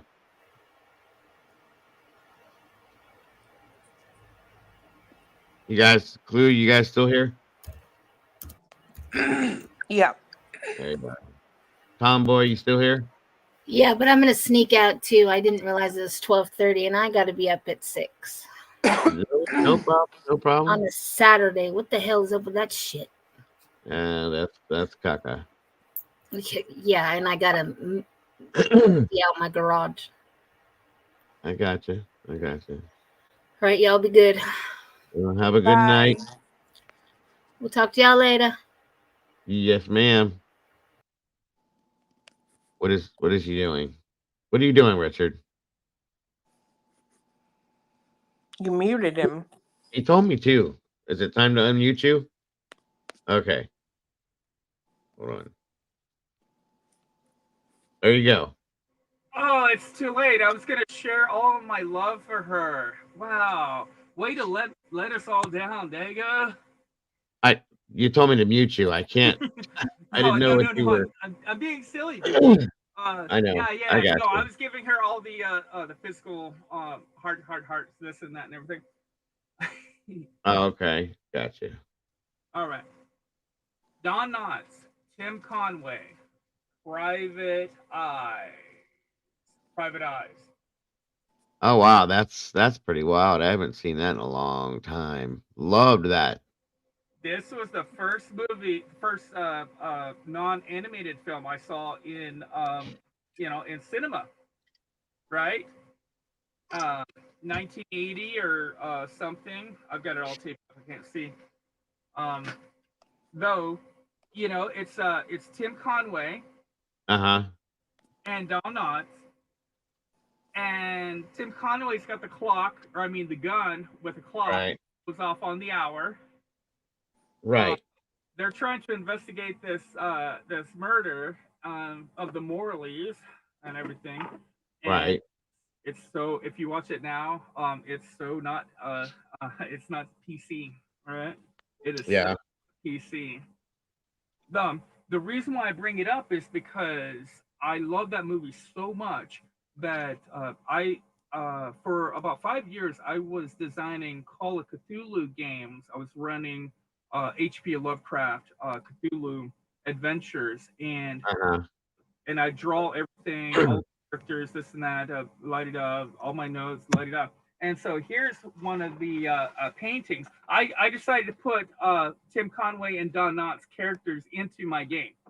So here's a painting I did of them as they're investigating. I guess they're going down a stairwell. Let me see. Yeah, they're going down a stairwell, and they're so dim-witted they don't even notice all the tentacles and everything going on up above. Okay. That's pretty good. I like that.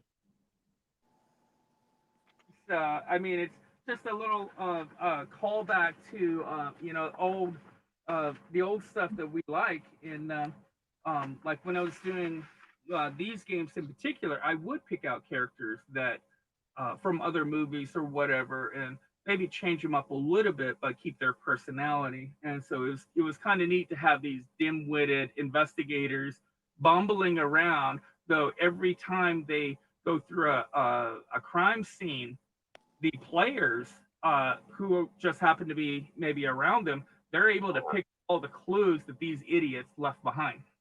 Gotcha. You played role-playing games and stuff, yeah? Oh yeah, big time.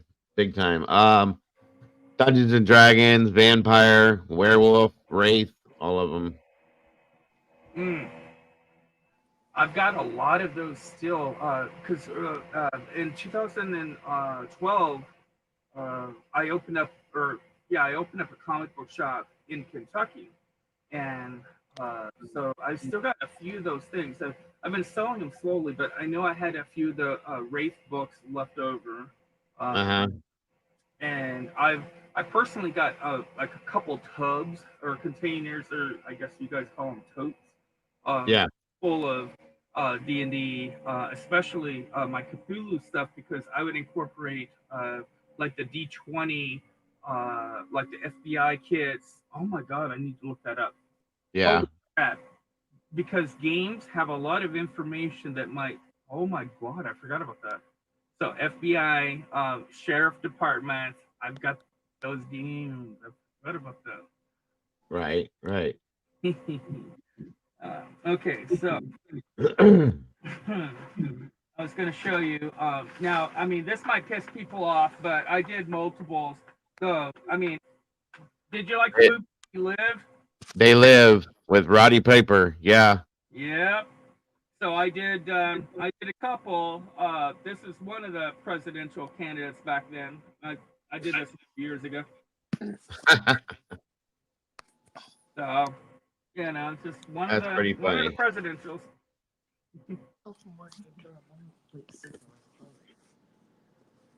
What are you saying, Chloe? I can't hear. She was wanting to tell y'all we're about to drop down. She's dealing with sickness in her stomach tonight. Oh Lord, how long we been going, guys? 3 hours and 16 minutes is what it says.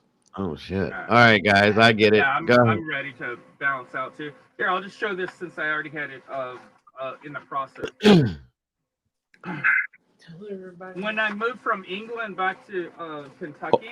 Hold on 1 second, there, Richard. Please hold on 1 second for me. Clue said, "Tell everybody in chat, bye." All right, Clue's taking off, guys. Cletus is leaving, guys. Thank you for joining us tonight. Have a great night, and I hope you feel better, Clue. Thank you. Love and aloha, darling. Yeah, feel better. See you guys. All right, guys, take care. Yeah. That's pretty wild. And then I'll wrap up too. I just because I already had it in process, I kind of wanted to show it, but a gremlin.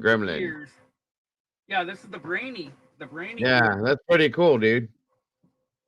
I designed it so that you could take, if I was to sell it, obviously I didn't, but you could put the ears on the outside of the picture frame. That's sweet. I like that. Right. Okay, take care, Doodle and Gene. Yeah, that's pretty wild, dude. I like that. What I would like to do is connect with you because I'm doing this with a couple other content creators, not necessarily true crime, though we've got a lot of things. Obviously, you and I got a lot of things that are, we bond on in a lot of ways. So, yeah, I would like to talk to you and maybe maybe we could do something that could add to my the Richards Traveling Underwater Lounge variety show project. You know, something. Okay. Yeah, so that'd be kind of cool. I'm always down for something new. I'm thinking about. I've been tossing around starting another show, um, myself, of course, in the mornings, and basically making a morning show like you would hear like on the radio. Um, in the mornings, like I said, my time would be like 8, 9 o'clock in the morning or something, and just talking about current events, period, not necessarily just any crime at all, and just doing that as a secondary scenario. A That is a couple, good idea. That is a yeah, good. I've talked about it before, and a few people said, they thought it would be a good idea. I just haven't kicked it off yet. I'm a little nervous, but I understand that. I understand that. I still really want to do it, do it on a daily basis every morning. Thinking daily, that because that's intense. I would start off with just a Saturday and do this. This was the week, and then you get into your groove. And Well, I mean, I don't know, maybe once or twice a week. I do daily now, so. Or you could do a hump day. Yeah, hump day news.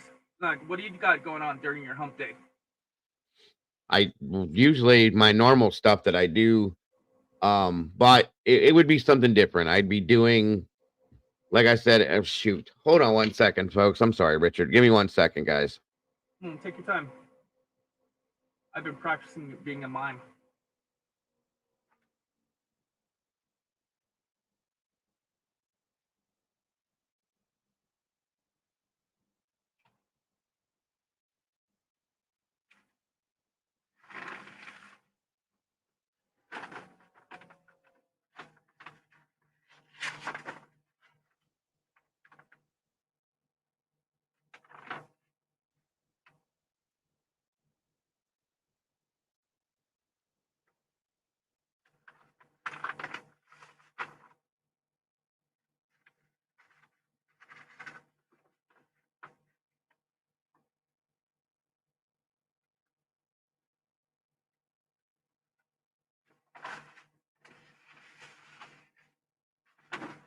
All right, here I am. Sorry. Okay. Everybody's leaving me now. Hurricane. What was I gonna say? But yeah, it was just gonna be like a the morning show with Dago or something like that. And I would just sit here and have coffee with everybody and just talk about current events for that day or whatever that's going on around us. The weather in different areas and things like that, and more comical, maybe. Maybe add somebody else to do it with me. Or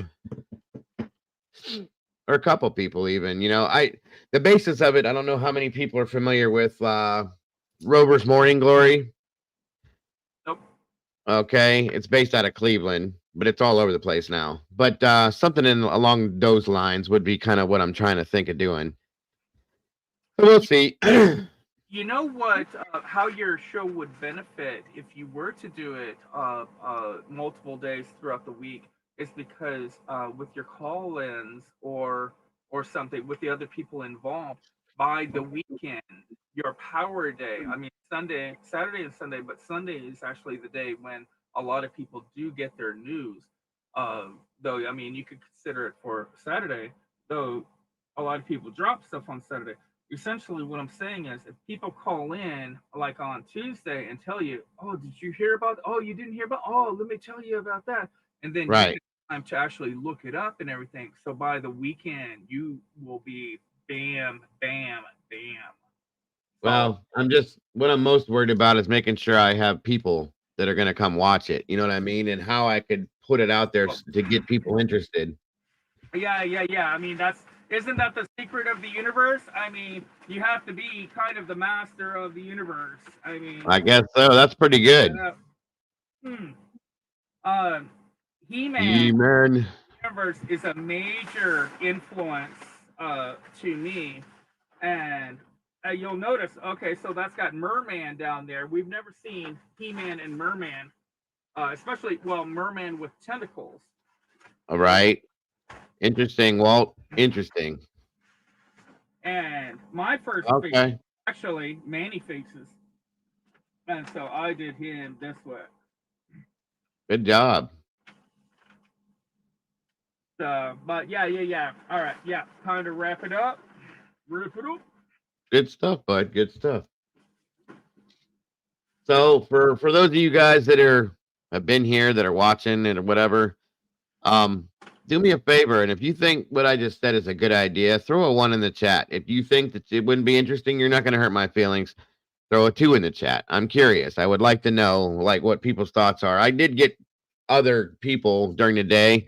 I got their thoughts. Some of you guys were probably in there too, but just out of curiosity, if anybody thinks that would be interesting, something you would want to see, you would hang out, you'd come watch it, based on the time, of course. Throw a 1 in the chat. I'm curious. Because I really have been thinking about starting it. Couple questions. Oh, that's a good idea. Who just said that? April QT Richard just said make a tarot deck with your art. We are. I feel you. Let me just say, rubbing my third eye. I feel you. Yeah. Hey, Bonnie, good to see you, dear. I didn't know you were in here. Thank you. That's a good idea, April. What would I discuss? I would discuss everything, Gene, like current events, everything, not just crime, but everything and anything going on. I'd probably lean away from politics, okay? Because it has a tendency to get people upset. And I definitely wouldn't go into religion, but it would be like a news variety show. I'll just call it that. A morning type variety show where you can come in, have your coffee, listen, just talk about different things, and maybe, like I said, have a few people in here that I would go back and forth with. You know what I mean? Different things, different topics. My project, ultimately, I want to get PBS, public broadcasting, to sponsor and to buy my concept. Even though I'm coming in as a goth, I came up with the idea a few years ago when I woke up at 3 in the morning and I saw Quentin Tarantino on PBS, KET, Okay. educational television, and Gotcha. then I realized, wow, okay, so anything is possible. Now, what you're talking about with your new stuff, you're saying to avoid politics. I mean, that's going to be rather difficult, considering the year. Though it seems like you're kind of looking for a PBS style where you might have news about animals, or you might have more. Oh, sinkhole just happened, over here, or the moon just got sucked up by Pluto. Well, if I could probably touch, I would, if I did, I would touch on, yeah, there's no agenda, absolutely agenda free. If I did touch on politics, it would just be like, hey, President Biden flew over to China for this meeting or something like that, and then I would just move on. I'm not going to stick to it or talk about it. You know what I mean? That's all. I hear you. I don't believe it, though, but I hear you. I mean, the reason why I say I don't believe it because it almost seems impossible. So I'll have to see how you do it. It seems I can't see how it's possible. Oh, I could do it. I could do it. I know I could. Thank you, Bonnie. I appreciate that very much. And I hope you feel better, hon. I really do. And isn't that? Do you think I'm sexy? I have no idea. It's just a little tune that I have in my soundboard that whenever I get super chats, I hit that real quick. That's all. Yeah, no, I think that's Rod Stewart. Do you think I'm sexy? And my favorite music video of all time is actually Revolting Cogs. Do you think I'm sexy? That is my favorite music video of all time. It's taking Rod Stewart to the next level with zombies and filmmaking and stuff. Okay. But the song that you're playing is it's not Revolting Cogs. It's Do You Think I'm Sexy by Rod Stewart. Yes. I think. Oh, yeah, I know what you're talking about. I mean, it's good. It's good. I literally just saved it to my phone a couple days ago. That version, your version. No, I think that what you've got going on is a really great idea. I mean, it depends on how specific you want to get, how regional you want to get. Though I'm down I'll help you no matter what. I mean, we're a team now. I consider you a part of my creative environment. so I'll help you in any way I can. Right. No, I appreciate that. It wouldn't be really like just news, but you know, it'd be like a variety show of sorts in some senses. Of course, I would touch on news subjects, but different things going on, or like, you know, hey, well, like today there was a house that exploded in Virginia, and then at the same time talking about, you know, a lion that got escaped from a local zoo in Cincinnati or something. There's a cat. There's Taz. Yeah, there he is. There he is. He's making his bed. He's nesting, so we gotta go. Right. So stuff like just variety of different things like that, and then, you know, pricing on different things, what the weather's going to be like in different areas of the nation, sports stories possibly here and there, a couple little things that are popular at that time, just different things like that. That's all. You know, Some when joking. you're talking about nothing political though. If you talk about how Beyonce made a movie, and then Beyonce, you know, major music performer. Oh wait, Taylor Swift made a movie as well a few months earlier. Oh wait, Taylor Swift just influenced the entire election. Like what? Wait, what? That's the kind of BS is going on. Yeah. Yeah. Yeah, that's kind of that's what my thought is. It's just a little bit of everything throughout the, you know, the thing. And I'd still do my crime stuff, you know, it'd be separate, different time, but you know, I just thought it would be a good idea. Different, yeah, travel and trends, all different things, guys, different things. So I want to spread myself out a little bit. That's all. All right, guys, I'm going to go ahead and take off too. I want to thank you, Dago. Thank you very much. Absolutely. It's always a pleasure. Always interesting, Richard. I appreciate you. Like I said, guys, we were just kind of hanging out, doing whatever tonight. So here we are. Thank you guys for jumping in. Richard, I appreciate you as always. It's always very interesting listening to you and looking at all the artwork and all the different things that you're doing nowadays. So Yeah, everybody needs a giant banana. and a monkey to go with it. There you go. Well, I appreciate that, Bonnie, very much. And I would be. I like that too. Our creator. I'll be your creator. That's awesome. I like that. That's really cool. All right, guys, I am going to go ahead and close out. I want to say love and aloha to everybody out there. You can find me on Facebook, the Richards Art, and my YouTube channel. I'm slowly uploading stuff from the past and a few things current, though the actual Traveling Underwater Lounge, you're not going to see it just yet. I decided recently that I'm not going to deal with any stress. I dropped all deadlines. I'm in control of everything, so I'm just going to take my time to make sure that I get it right. So that's what I'm up to. Absolutely. Sounds great, Richard. Thank you, brother. Have a great night, and we will see you soon, sir. Yes, sir. Tabby, I do sleep a few hours a night, but obviously, my passion is being out here with you guys. I absolutely love this, in all fashions and forms, and this is why I'm going to start the second show, that I'm going to be doing. My brother has a pineapple with a face instead of a banana. He calls the pineapple Snap. Very interesting. Thank you. And Walt, thank you for that. I appreciate that very much. And I hope you enjoyed it. Like I said, just a little hanging out session. This is kind of like what I'm talking about. It's just a little bit of everything, you know. If I can get Mama Bear in here and we can talk about different topics back and forth. And anybody else that would like to join me, you know, I'll have different guests at different times. Hopefully I can bring in interesting guests to talk about different things, you know. So I thought, what the hell? You know, I like talking, and what I'd like to do, honestly, good night, Josie, is to get a YouTube music license, okay? Which is kind of difficult. Well, it's not difficult, but it's expensive. if my channel could start doing well, then it would be more affordable to do. All right, Richard's down.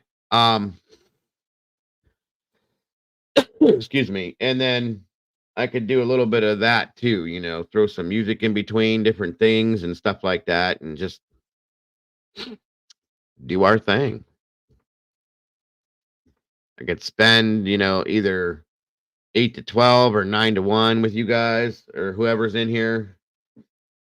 And then later on, you know, do the crime stuff a few times a week. And I think it would be a blast. It would be what I want. You know, I always wanted to do, let me see if I can show you guys kind of what my thought is. It's going to be smaller. Okay. Definitely smaller, at least to start off with. And I know everybody's leaving, but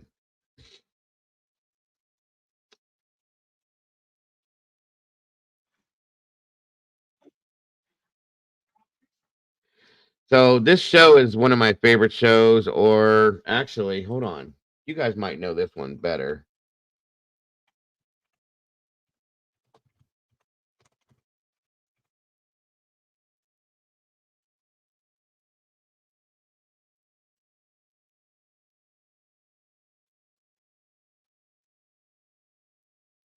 So who in here is familiar with the Bob and Tom show? Anybody?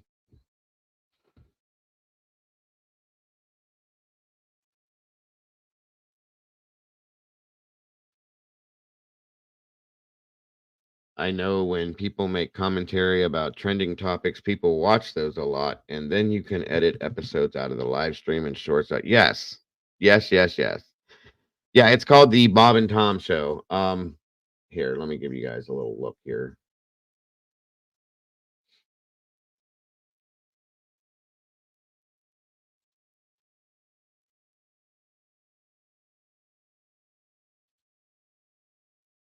One second.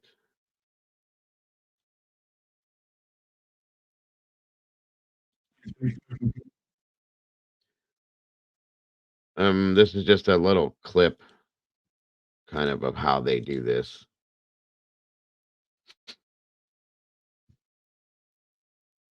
It's been a while since I've been on with you guys. You guys got a switcher and a whole deal. This is and foreign folks.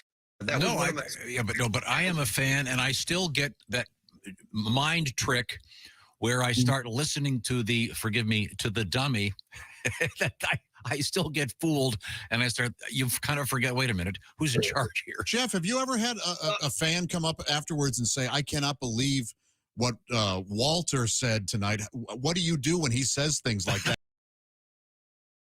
And that's kind of how that rolls. They have different guests. Obviously, I'm not going to have people like Jeff Dunham or anything like that. But, you know, who knows? Maybe down the road I could. Somebody just said email. April sent me. Oh, do you need the email or did you send me one?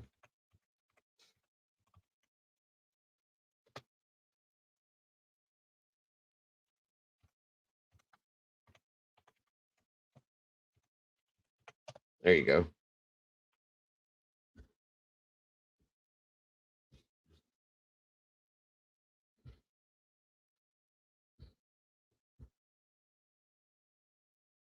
No, I wouldn't go Howard Stern.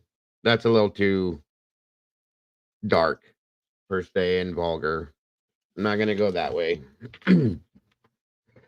There's the email address, April, if you, if you didn't have it already, it's right there on the screen. Yes, you, basically, in some senses. I think it would be fun, and it would be wide open. You know, people could call in and talk about different things, different topics that are in the news per se, or, you know, just anything. Somebody wants to talk about movies, music, you know, different, just anything, guys, a variety of things. And it's really what I'd like to do. Bob and Sherry. There you go. Yeah. Well, Mama Bear would be minimal because she works full time, but you know, and it would be drama free because there would be no set topic. So that's the part that I'm excited about.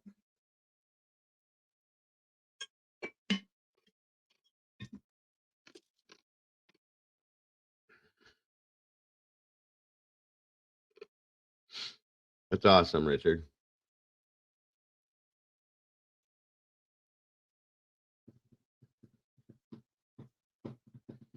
Okay, Richard. Gotcha. Did you send anything to me, April, or no?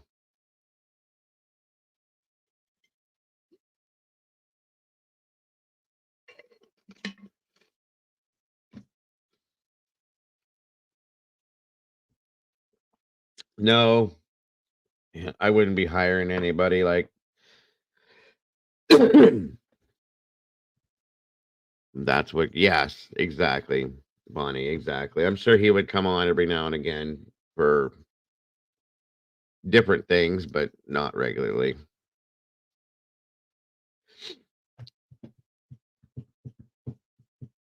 Okay. I liked Bob Ross. He's pretty wild.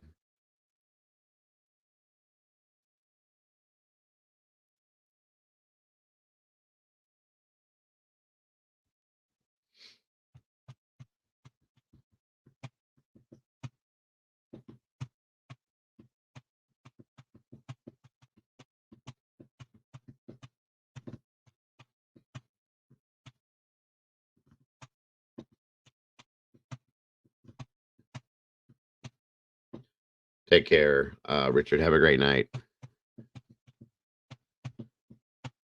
Absolutely, Walt. Absolutely. Everything helps.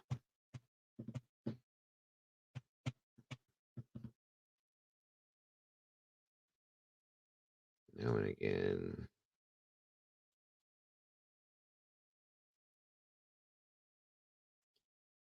Now and again, you're super less. Who are you talking to, Bonnie?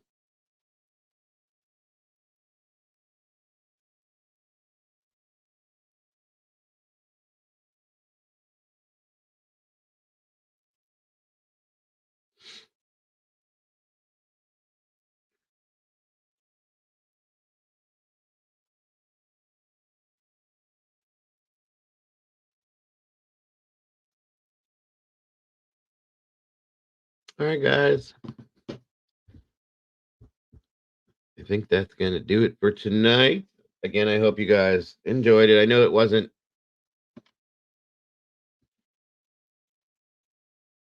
Oh, yeah. I got you.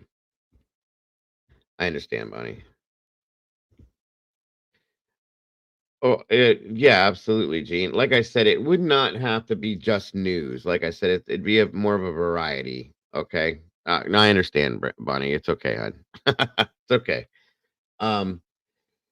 It would just be a variety of things. There'd be some comedy in it.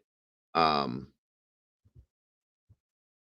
Something of interest, for people that are driving to work, if they want to listen to it.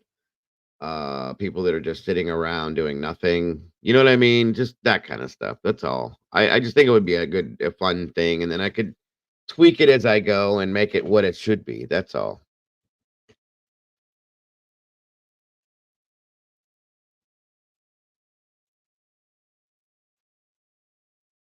Oh, it happens. It happens. Well, guys, I really appreciate you hanging out with me tonight on this Friday night. I hope everybody has an amazing rest of your Friday night. And I may be in here tomorrow sometime, so just look out for it. And I believe that will do it for tonight. I hope you all have a great night. I appreciate all the support from you guys, more than you know. And don't forget, guys, to love yourselves, to love each other. Don't change a thing about yourselves because you are the beautiful people. And thank you just for being you. And I will see you all so very soon. Bye-bye.